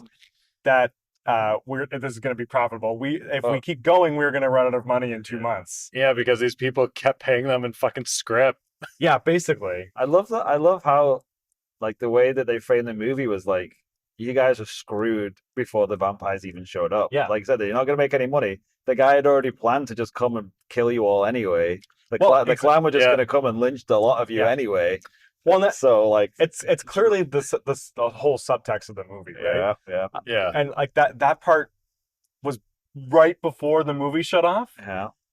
It's like they do a really good job of being like, you know what? Maybe it's not so bad to just go and be a vampire. It looks pretty fun to just freaking do jigs and sing. Yeah, they were making their case. Yeah, play music for all eternity. It's better than like scraping to get by and getting killed by racists. So, do you think the clan is going to show up later in the movie? Well, they said that, right? But like, yeah, they said. Do you think they're going to show up? They said their plan is to get you eventually. Do you think later in the movie? Oh, like that in the actual movie, though. So I don't know. I don't. It's probably not necessary, right? It's like, it's a bit of a hat on a hat. What would be the point? Yeah, no. I think they're going to let them have a couple fun nights before they trash it down. No. Yeah, I mean, well, maybe. See, yeah, it would just be like, what's the point? Like, and talking about it is good enough. I guess what I don't get is like, we know the place burns down, but like, if the vampires, like, these are very traditional vampires, like they play by the vampire rules, and they're not allowed in if they're not invited in. So why don't they just burn it first thing? Well, I think even if it's a bit of a game, too, even if it's burnt down, though, right? I still don't think they can go like over the hearth. Right, but the people inside would have to run out, I think. I guess. Unless they go down with the ship or down with the mill / slaughterhouse. Yeah, I think Trevor's right, though. I think it's just more of it's a game, right? Like, it's bad form. Yeah, it's just like bad form, Jack. They don't need to. Plus, I think they want Preacher Boy alive, especially. Yeah. I guess they don't want to risk anyone dying. The whole reason he's there is so they can get him on their team. So if he just gets burnt to a crisp, we might not be able to play the guitar so well. Yeah. It didn't look like they had super healing. Oh, no, because Cornbread's face was all fucked up. Angled fucking faces and big bites out of their necks. I did appreciate how none of the main actors got affected in the facial area. It's like, you're pretty, I'll bite you on the back of the neck. This guy, I'll just shoot his jaw clean off. Yeah, I mean, you do. Oh, man, I gotta see the last. Yeah, I don't know how long I can wait before seeing that last. I was about to say, like, I felt like as soon as the one brother got turned into a vampire, he kind of got sidelined a little bit. But I'm like, maybe he did it. Maybe it's all about him in the last 20 minutes. Well, because you remember, like, Sonny's his name, right? Preacher Boy? Sammy. So the verse he was reading in his father's church was all about, like, temptation and having the strength to, that there's no temptation that a person who believes can, shake off. I'm paraphrasing, but that's basically word for word what's in the Bible. Right. So it's gonna have to be something regarding that. Maybe we should put out like our predictions, how we think the movie ends, because we know that Preacher Boy survives. Yeah, because we see it isn't a vampire. Yeah, we see he has a scratch on it. Yeah, someone's gonna claw his face. So who scratches? And he's gonna smash his guitar over somebody's head. Yeah. I guess. I think probably his lady friend. Do we think he's the only survivor? That's what it implies, but that feels like such a obvious misdirection. Yeah, that's the thing, right? It's like it'd be too obvious at that point. Well, I think Smokes. I don't know if it's his wife or is like his longtime girlfriend. I think she's gonna die, and I think he's gonna drive a stake through her heart because they were. Oh yeah, well they were foreshadowing. Check off spear. I think that Spike. I think that Smoke is gonna live. Really? You think so? That's my prediction. I think he's gonna sacrifice himself to kill his brother. Well, or he's gonna take them both down with. Yeah, like he's gonna set himself on fire, then give him a hug. Jump out into the sunlight while he's hugging him. Yeah. It's pretty good. Man. Yeah, do you think that's going to be like the main sacrifice? Because, I mean, what was Delroy Lindo's name? Delta Slim. Yeah. He was already saying that I don't have 10 years left. Yeah, the devil's going to have to get through him before it gets to any of you, right? Yeah, I think he's dead meat Johnson. Yeah, he is so dead. He probably should have stated his regular gig. I hope he does something cool with like spitting alcohol, setting someone on fire. Hell yeah! Oh man, when they were doing like the Thing, but with garlic. Yes, that's exactly what I thought. I honestly, like, he was doing something to his face, like he was making it look like his face was contorting. Yeah, he really did, right? And then he's just like, "Oh man, I'm just all fucked up. I've been drinking all day. My nerves are all fucked up." Yeah, he's like, "I'm fine." It's like they did it twice. They did it with the girl. She was like, I don't want to eat that. And she's like, it's just because it's fucking gross. And then they did it with him. He's like, oh, I just don't like it because I'm drunk. And then they realized that it wasn't blood, it was liquor. And they they killed that guy for no reason. Some legit funny moments in it, to be fair. It was a pretty funny movie. Like, shit, we just threw a drunk guy outside because we thought he was dead, but he's literally just passed out. And didn't let him back in time. Well, when Smoke is trying to get into the I think it's Smoke, and he hears two people having sex, he's like mad because he's like, oh, someone's having sex in my establishment. Yeah. Then he hears it's Preacher Boy. He's like, oh, right. Yeah. He's like, listen to this guy. It's like, oh, yeah. And that was Stack, right? Because he was talking to him about it in the car before. Yeah. Oh, that's right. Yeah. And then, he's like a proud dad. Yeah, the guy's wife. Jesus. Because the guy's wife comes over and he's like, he's like, listen to my cousin. Listen to him in there. That's so funny. Yeah, no, it had some good humor. Yeah. Well, all the characters have such history with each other, and you really feel it. Yeah, I do a really good job of like representing that. Well, like it's believable. It's totally believable. The way that they delivered the exposition feels like conversations everyone would be having with people that they haven't seen for years. It's not just an exposition. It's not like an exposition dump. It's like it's just like general conversation. Here's something that's going to happen at the end. Okay, they've been talking about like Smoke had a son, right? Yeah. So he's going to see definitely the kid at some point. He's going to see what? A dead kid? That's when he dies. Right, like that's going to lead to his death or something, or because they'll die like a more natural death, or like there's a release from being a vampire or whatever. Then they'll see. Because I got the impression it was like a 2-year-old or whatever who died. Like because that handprint was really young. So, but it wasn't like an infant's handprint. It's super sad. Yeah. What else are we missing? Well, I was going to say, like, I did find it very interesting when they were talking about how the bar is basically not going to make enough money. Yeah. He did some pretty quick math there. I was going to say, like, I don't know how they're tallying all that up. It's like I did a count. I was like, you did a count? Like this night can be a bit of a loss leader for you guys, exactly. Right? And like, you don't have to accept script every night. That's exactly what Stack was saying, right? It's just like, let's have fun tonight. Yeah. Well, and then like let's get a good reputation going. Well, I think the point where we make it was like these people don't have enough money to sustain a business. But it's a very interesting point because like, the system is rigged against us. Like we can't be self-sustaining because we don't have enough to begin with to be able to like support our own businesses. And so like they have to invite these like white investors into like this black-owned business and stuff like that. That's very true. And then like you slowly see like the crowd of like black patrons like slowly being turned into vampires or whatever, right? And like people kind of being corrupted by these white outside influences. Yeah, them and their damn songs. That first song they did at the door was so fucking funny. Like it's basically about like picking someone's flesh off the bone, but they're singing it just like a folksy church tune or whatever. Yeah, and like they were so close to letting them inside there too. Yeah, there was a lot of tension with that, but the next scene, like the next musical scene with the like the jig, that was so good too. Were they like trying to subtly say that like don't trust the Irish? Yeah, the lame white people's music is not as good as blues music. I think at that first part, the first part, 100%. But this is evil music. but then the next two are definitely like this is legit good music. Well, I agree. That's kind of how I felt it too. Because I was like, oh, they're gonna go down the route of like this corny white people's music. Is the devil's music? Is actually the devil's music? Well, I think there's a whole thing in the South about like the devil like being a musician, right? Exactly, and like the whole like fiddle music and all that. So I thought that was just sort of a like devil went down to Georgia kind of moment. Yeah.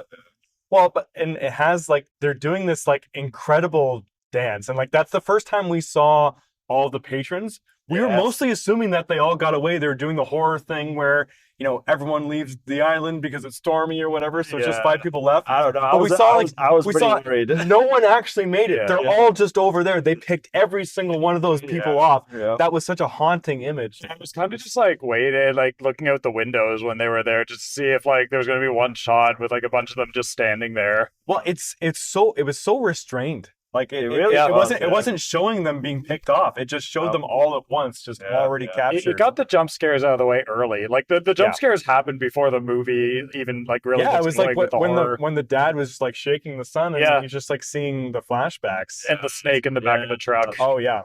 Oh, the snake. Yes, I forgot about the snake.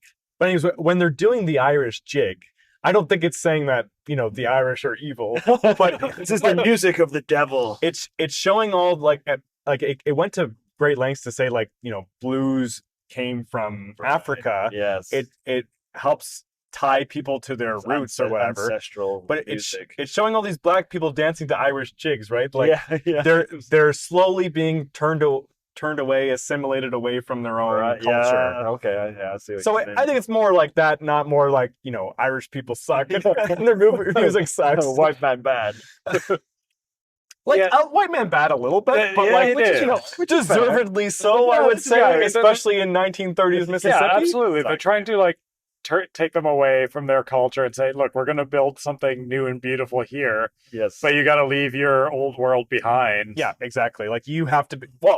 Exactly. Like you have to be a part of our thing. Yes. No. And it'll serve our purpose. You have to sing our fucking music. You got to do jigs. You got to do jigs. Now, Michael B. Jordan dancing a pretty good jig, I would say. Like, they were all dancing a pretty good jig there. Yeah. You know what? I really want to watch this movie again. Now you guys mentioned it. Like, they didn't really show any of the bites, any of the like violent bites. Like, they didn't. What the fuck is that guy doing on the side of the road? That was freaky as hell. I didn't see just that. Some random guy just taking the highway. It's like the Hulk. Did you see like the Hulk?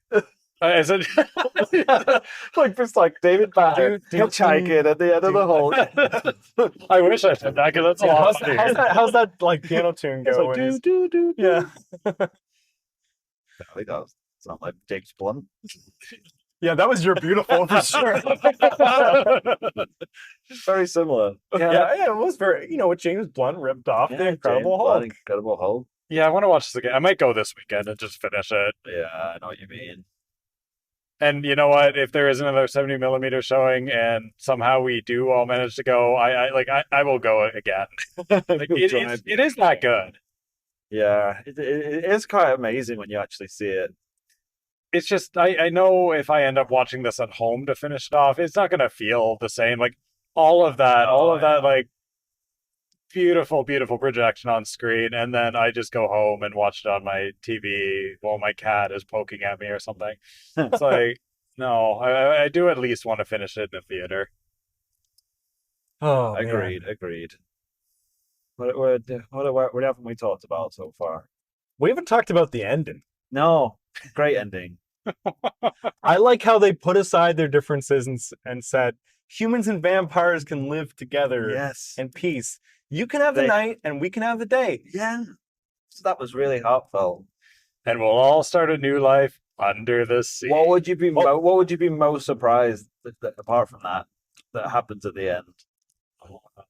What would be the surprising thing? I feel like there's infinite possibilities to answer. Yes, what would be the most shocking? Well, it had like the indigenous people who were trying to track them down. That was interesting. Which makes it seem like these are just like eternal vampire hunters who are trying to like rid them of. So I don't know if they are the ones who show up and kind of. Oh, okay, that'd be interesting if they show back up. I don't know where all those fucking vampires are going.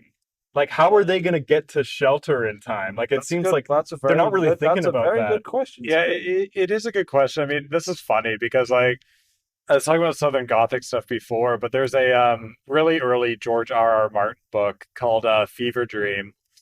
And it's about vampires going up and down the Mississippi on a steamboat. Oh, really? So maybe this is all just a prequel to Fever Dream. There you go. So I have a question for you guys. If I'm just a regular Joe Schmo, I live by myself in a shack. Okay. I get bit by. Are you in the clan? No. Okay. You answered a little. The fact that you have hesitated a little too long because I was astounded that he would have asked me that question. I mean, the guy in the cabin in this movie had his clan costume like front and center. You know what? Not everyone who lives in a shack is a clan member. but they all do have banjos. Yes, they do. I'll grant you Not that. all clan members live in shacks, but trying to figure out what the ratio is. Yeah. Anyway, so I live by myself. Okay. I get turned into a vampire. Got it. Can I go in my own house? No. Oh. Yes. Are vampires allowed to enter unoccupied buildings? Well, yeah, surely. Dracula's allowed to go in and out of his own fucking castle. But I own that place as a human. Right. Can I, as a vampire, go into that place? But didn't Dracula own that place as a human? No. Are you sure? I think he's always been a vampire. He can't have always been a vampire. You know what, Justin? What? He was. I've never really understood. All right, you got the history that rule. And that's so do you. that one question you just asked is it's kind of shows of how that doesn't make sense.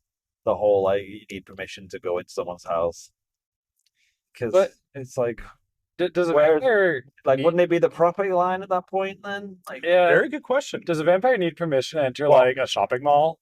Right. What about a Wendy house? You guys call them Wendy houses, right? What?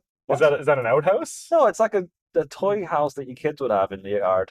Who the hell calls it a Wendy house? Everyone in Britain. You knew we didn't call it a Wendy house. You're telling us about corn. What would you call it then? Okay, yeah. What was where else do you eat your corn burger? Corn burger in your Wendy house. I can't even say that. Can you explain to the listeners what you're talking about? Everyone knows what corn is. It's a meat substitute. Corn. Let's not go down that. You can't just make stuff up because you're from another country. I do that a lot. Is that spelled with a Q? Yeah. Okay. It's like corn with a Q. And is nothing to do with corn with a K, right? The band. I couldn't tell you. Okay, so maybe it does. Can a vampire enter a Wendy house? A Wendy house. Sure. Where Wendy lives. Wendy house. Okay, I think. Can it go into a Wendy's? I think a vampire can go into a Wendy's. Sir, this is a Wendy's. Nobody lives in the Wendy's, right? Well, it's owned by somebody though. But no one lives in that sawmill, right? Well, that's true, but it's owned by someone, right? Yeah, I think it is maybe a question of ownership. How long does a place have to be abandoned for before they can go in it? Yeah, I just think an inside place is a type of sanctuary, and a vampire can't enter a place of sanctuary. Gotcha. Right. Okay. It's basically so you can go to sleep in your house. But what about if you just in a pinch and there just happens to be a refrigerator box and you just put that over you and be like, "This is my house now," and the vampire's like, "Shit." I think you got them in a technicality. Yeah, it's there's nothing they can do. Then you could just walk around with this box on your head and just do whatever you want.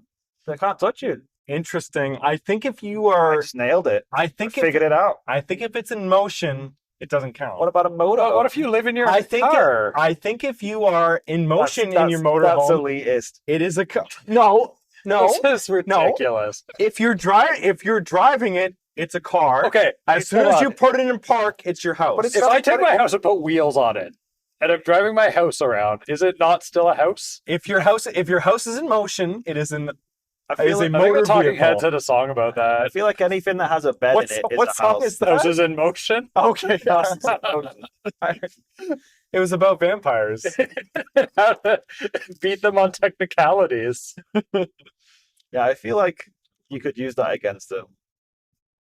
Well, vampires are sticklers for rules. And that's the other thing. Is it like an unseen force that stops them physically going in, or is it just when they know that they've not been invited, they're physically not able to make themselves I think they're physically not able to. Physically not able to, yeah. Well, if they just closed their eyes and accidentally wandered in, would that be okay? What the magical woman said is magical woman. She said, "You are I think you died, and that's why you can't come back. There's something so unnatural about you. You can't step into this natural world. Oh, yeah, we didn't talk about that scene with her and Cornbread where they're like trying to they're trying to get him to admit he's a vampire. Oh, that was such a good scene. That was so good, yeah.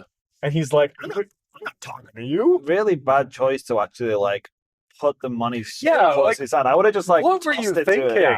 I'm like, I'm just gonna stay right here. I'll just put it on the ground. You just pick it up when you're ready. That moment got me. Like, I was so close to getting him with that bite. I was like shocked. You knew what was so fast, happening the whole time. So visceral, so fast. Though he's like, holy shit. And Smoke is very practiced at shooting people. Otherwise, like he would not have been able to save himself there.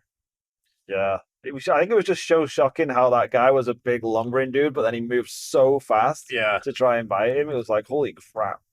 My only complaint about the movie is at the point after that, when like they get back and now they know it's vampires, they do like a bit of a montage where she's explaining all the vampire rules. It goes a bit too fast. Yeah, the editing on that bit, I agree. The editing is a bit sloppy in that part. That's a very minor complaint. That's not a huge part of the movie. It kind of turned into a bit of like horror movie, like it just went a little bit too fast. I have to think that wasn't Coogler's original intention. That was just to cut down on the runtime. Maybe it's like purposely. I think it's just even more jarring because it's totally different from the movie. It really is. Been up until that point. Like it feels like a scene from Dusk Till Dawn, where they're like preparing all the stuff.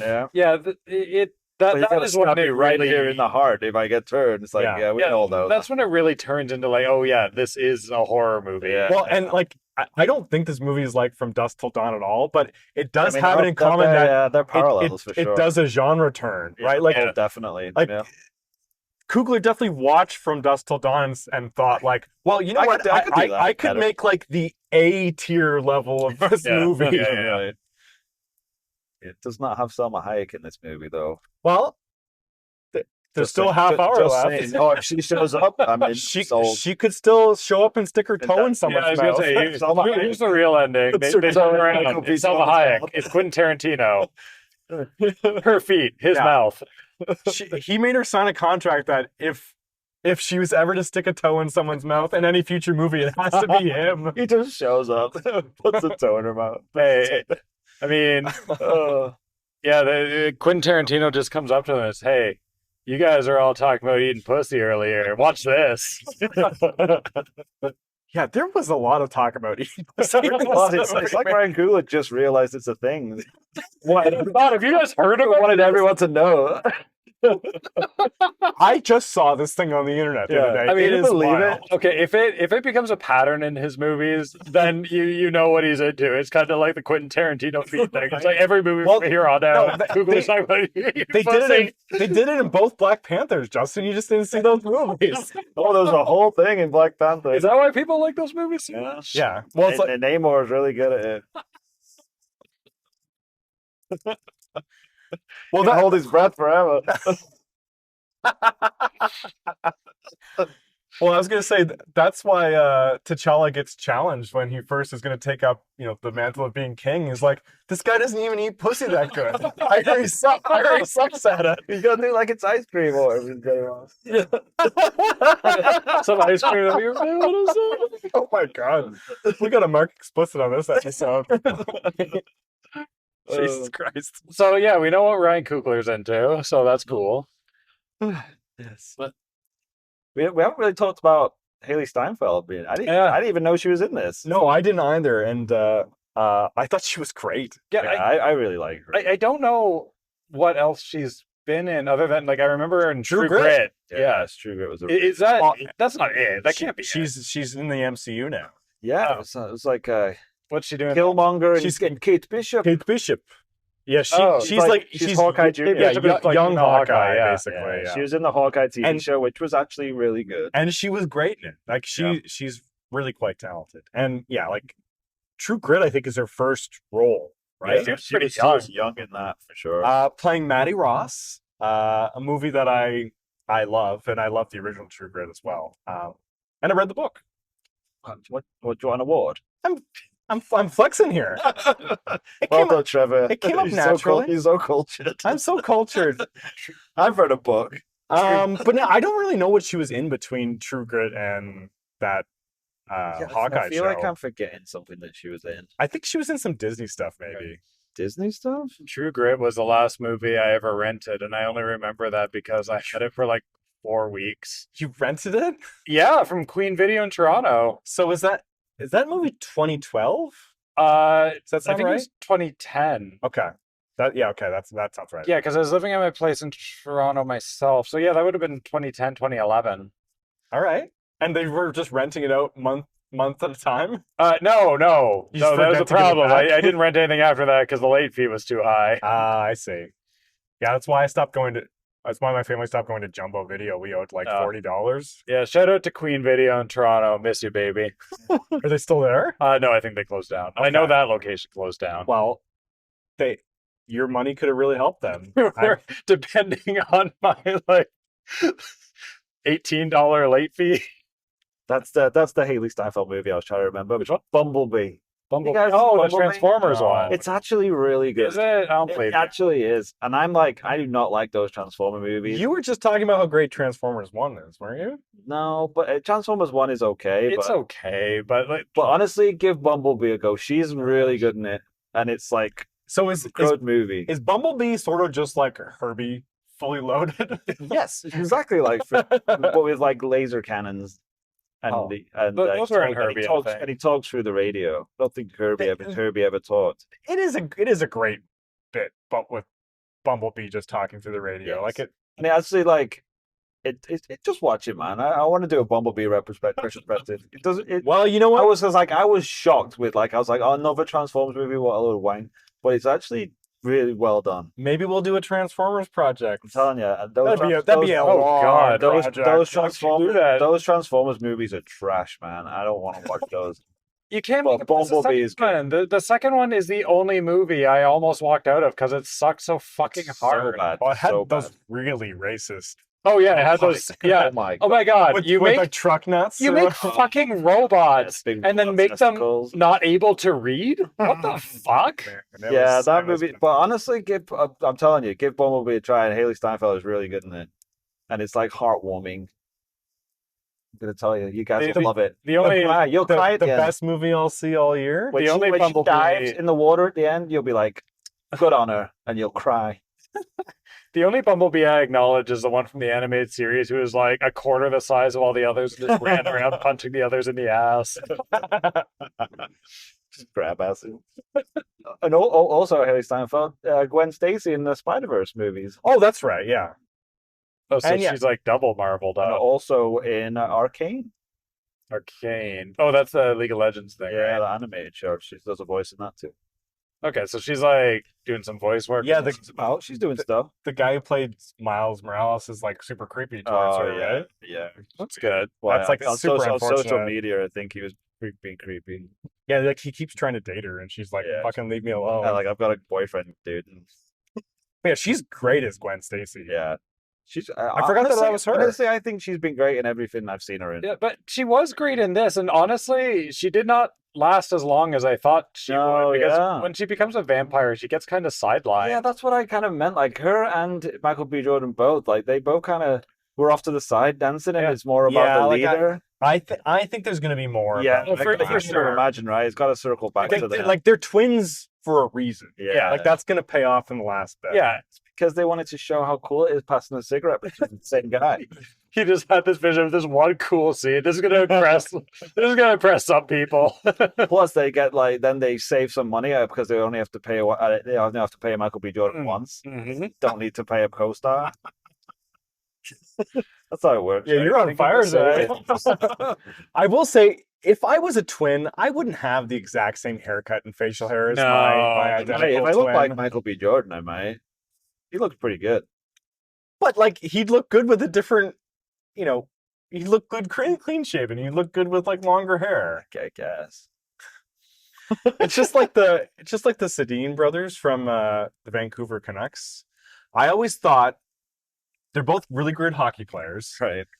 I always thought if I was a twin brother Yeah. and I had an identical brother, why would we both want to look so much alike with each other? Like, I don't get it. I think some twins just dig that stuff. Yeah, I guess do you play into it or do you not? You have to make a conscious decision at some point. I think most twins, like, they have that. I was gonna say weird, but it's not weird. It's lovely. They have like that connection, right?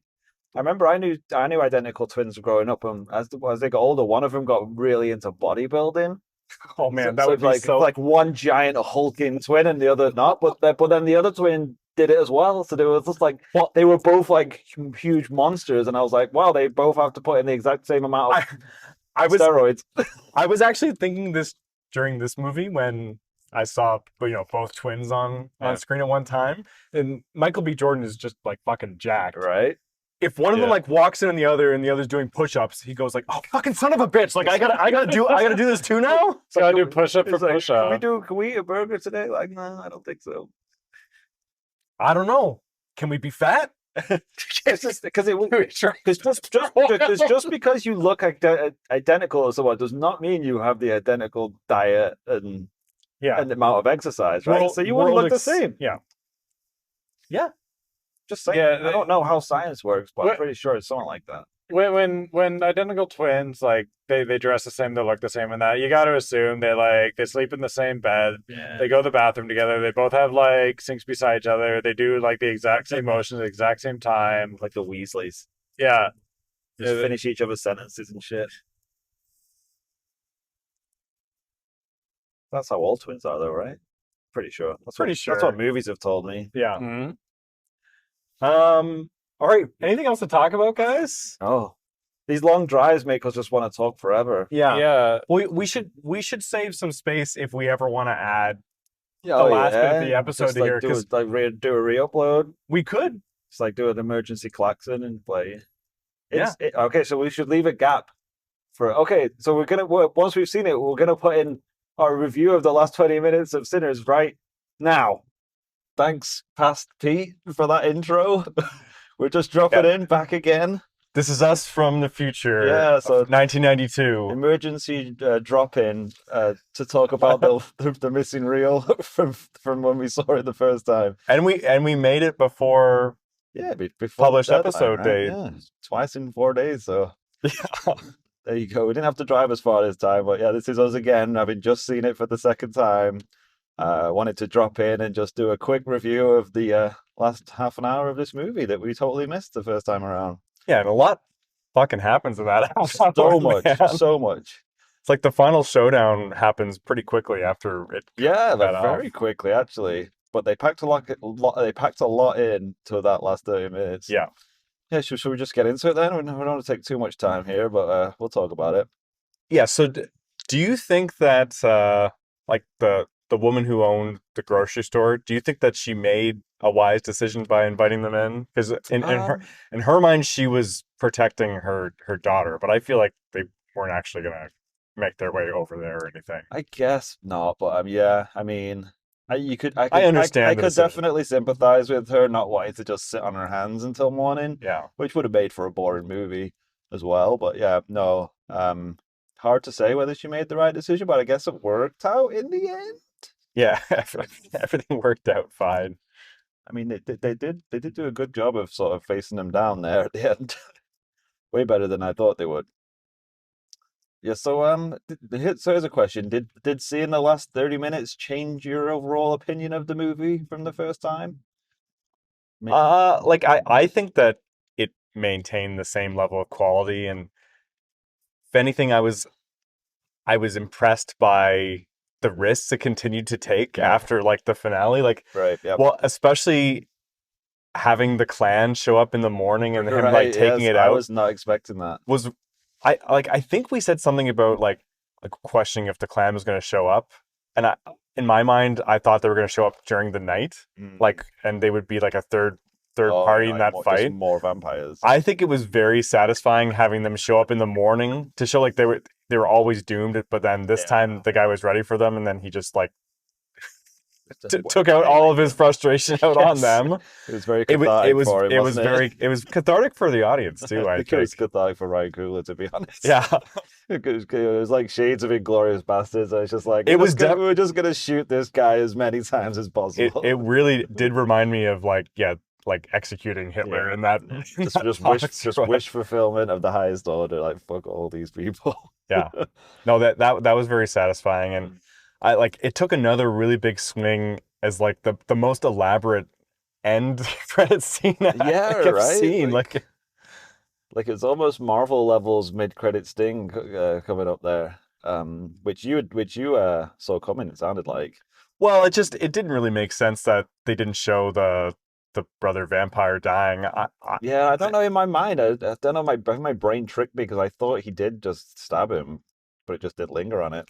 I thought it was going to end a bit like Shaun of the Dead, where they were just going to be pals. He's like chained up behind the bar. Yeah, but fair play to him for keeping his promise, though, for freaking 70 years or whatever it was. Yeah, I guess it maybe 60. Like, why? 32 to 92. Why did he even bother going to see him then? I guess because he said he wanted to offer him the chance, right, before he died, I suppose. I thought that they were gonna have like what was it was Smoke, right? Smoke was the one who died, who died for real by gunshot, right?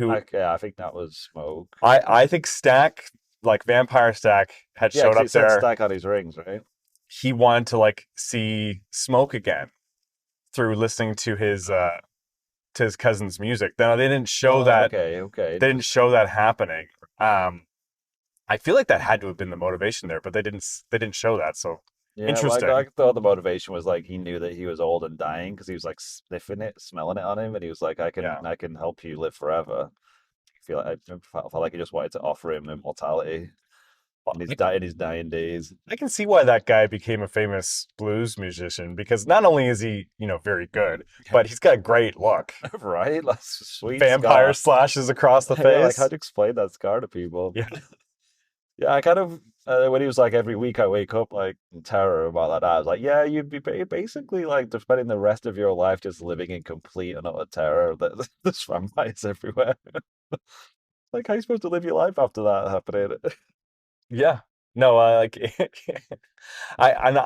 when he called them back as they were leaving the bar, I thought he was going to mow them down or something after that. Just flamethrower them. Well, because they made a point to say that vampires can't the souls are trapped in the body, right? So then the twins are not united. So the vampire was sad. Yeah, that's kind of what I thought. It was like, why would he leave him alive? His whole thing was that they were wanting to save him, but his idea of saving him was letting him run off with his girlfriend. I guess so. They seemed pretty happy together. They did seem pretty happy. Yeah. Had a pretty sweet flat top going. Or whatever it was, his little fro. Yeah. He was looking very 90s, though. It was very good. Oh, yeah. The pair of them.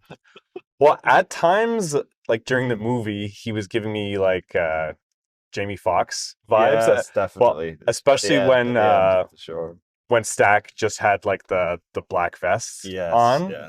But in that 90s scene, I guess still a bit Jamie Foxx, but he was giving me a little Wesley Snipes there, too. Yeah, true. Well, and Vampire, obviously, too. True. Bit day walking. But, we were already singing Michael B. Jordan's praises on the main part of the episode, but I think he did an incredible job. Oh, he was amazing. In the last 30 minutes that he carried on that amazing performance. It didn't fall off, I'll tell you that much. Well, we were worried the twin thing wouldn't really pay off, but well, that's what I mean. It certainly did, I think. Are you still? Well, I was just thinking it was an interesting choice for him because, in that moment, if he'd been just run away and leave little Sammy alone, you would have been like, what the fuck? Why would he do that? He's supposed to be part of this vampire's team. Why would he just run away at that point? I mean, why did Hailee Steinfeld run away? Where did she go? She just bombed off into the forest. Well, maybe once the leader died. But he was still alive at that point, though. That's true. That's true. I guess they just looking after number one, I suppose. But anyway, I don't think that's really that important. It's still an amazing ending. You know what really did annoy me? Like I was quite annoyed by how many of amazing shots they ruined by putting them in the trailer. Yeah. They put every single one of those amazing shots from that last half an hour movie in the trailer. The shot of him and Preacher Boy kind of in the water towards the end. Him with the fire. Like that was such a great shot. I was like, this was slap bang in the trailer. It's like the last shot of the movie. Yeah. No, and like his, the stack vampire like banging his head against the wall. Yeah. They gave away a lot. They gave away too much. Even like trailer. when like they're all lining up and doing their hero shots when the vampires are gonna come in, they're all like geared up and ready to fight. Like that cool shot. Like that was in the trailer. Oh, was it really? Yeah. I guess because I was like, when that had all happened and the vampire was dead, I was like, but what about all the shit from the trailer that hasn't happened yet? Like him trying to roll a cigarette and like shaking and pulling a huge gun out and walking in slow motion, shooting a Tommy gun. Like, when's that going to happen? Then I was like, oh, it's going to happen now. And I was like, well, that was ruined. Like, I would have been really surprised to see that scene at the end if I wasn't waiting for him to start shooting someone with a Tommy gun. Oh, well, luckily I forgot about it. Because I'd seen it in the trailer. I was like, because they mentioned it in the middle of the movie as well. I was like, what about, we don't have the chest or whatever. The trunk, yeah. The chung. And I was like, oh, yeah, so we're going to have that scene of him shooting someone with a Tommy gun. And then in my head, I'm like, but that was during the day, so you can't be shooting vampires, right? Like, how's that going to work? So in my mind, the whole movie, I was like, when's he getting the Tommy gun out? When's he getting the Tommy gun out? I was like, it kind of ruined it a bit for me. It would have been satisfying in my mind if, like, the vampire brother had agreed to stay back and kill the clan members who came back. So like it was cool. Him shooting from the shade inside the building or whatever too. Yeah. I feel like a part of me feels like they just wanted to have that cool reveal at the end, though. Yeah, well, I don't know. Maybe there's also like possible sequel plans, or at least leaving it left open. Like the big news from this weekend has been on the deal that Coogler negotiated with Warner Brothers. Oh, I hadn't heard that. That he will retain rights to Sinners after 25 years. Oh. And apparently, like all the other studios are really mad about this deal. All right. So there's actually quite a few hit pieces about this movie that have been out this weekend. With people trying to shit on it. But it's doing like pretty well in the box office. So it's amazing. Watching it for the second time, I was like, this is legit a great movie. Like, it's like iconic almost. Like some of the stuff in it, it's just like it's so well done. It flip flopped a little bit more for me the second time watching it, like tonally, like it almost seemed like two different films at certain points. Where with the vampire stuff, like some of the vampire stuff was very pulpy, which I was all for, but I was just like, wow, this is like really a different tone than the first hour of the movie. Well, they have like the 80s metal stuff going. Right? Like sometimes it feels like it could be the Thriller video or exactly, or like I don't know if you've seen Return of the Living Dead. No, I haven't. But like a lot of really similar vibes there, like kind of just like rock and roll horror stuff. It's like it was paying homage to those kind of movies, but like in the middle of a different movie altogether.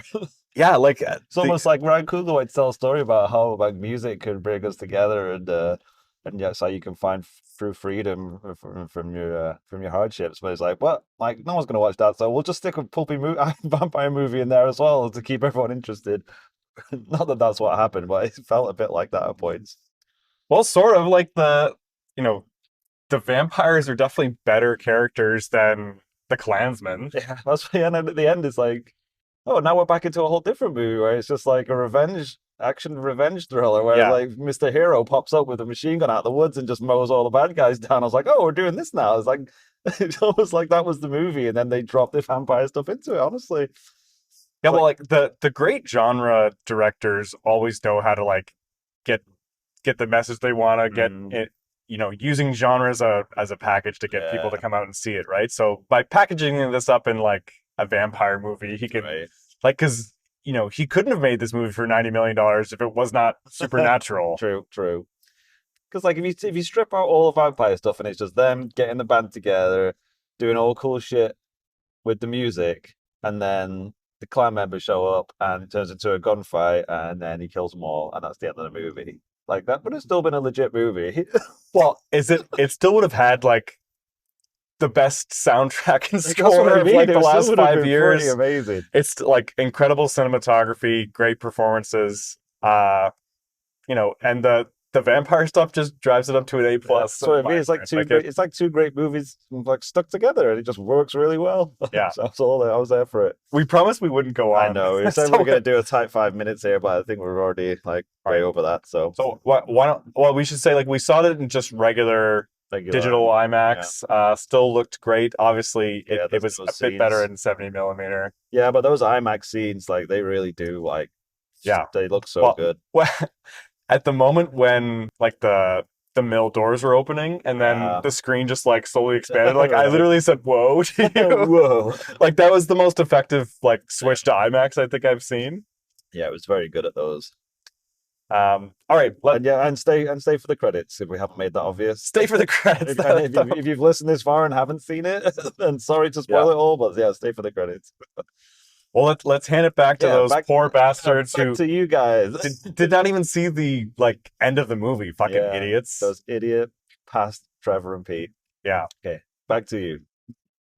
Well, there you go. Great thoughts on that movie there. I cannot believe at the end they were all eating pussy in heaven together. Right? Especially with those teeth. It's dangerous. To be fair, I didn't see the vampires biting each other.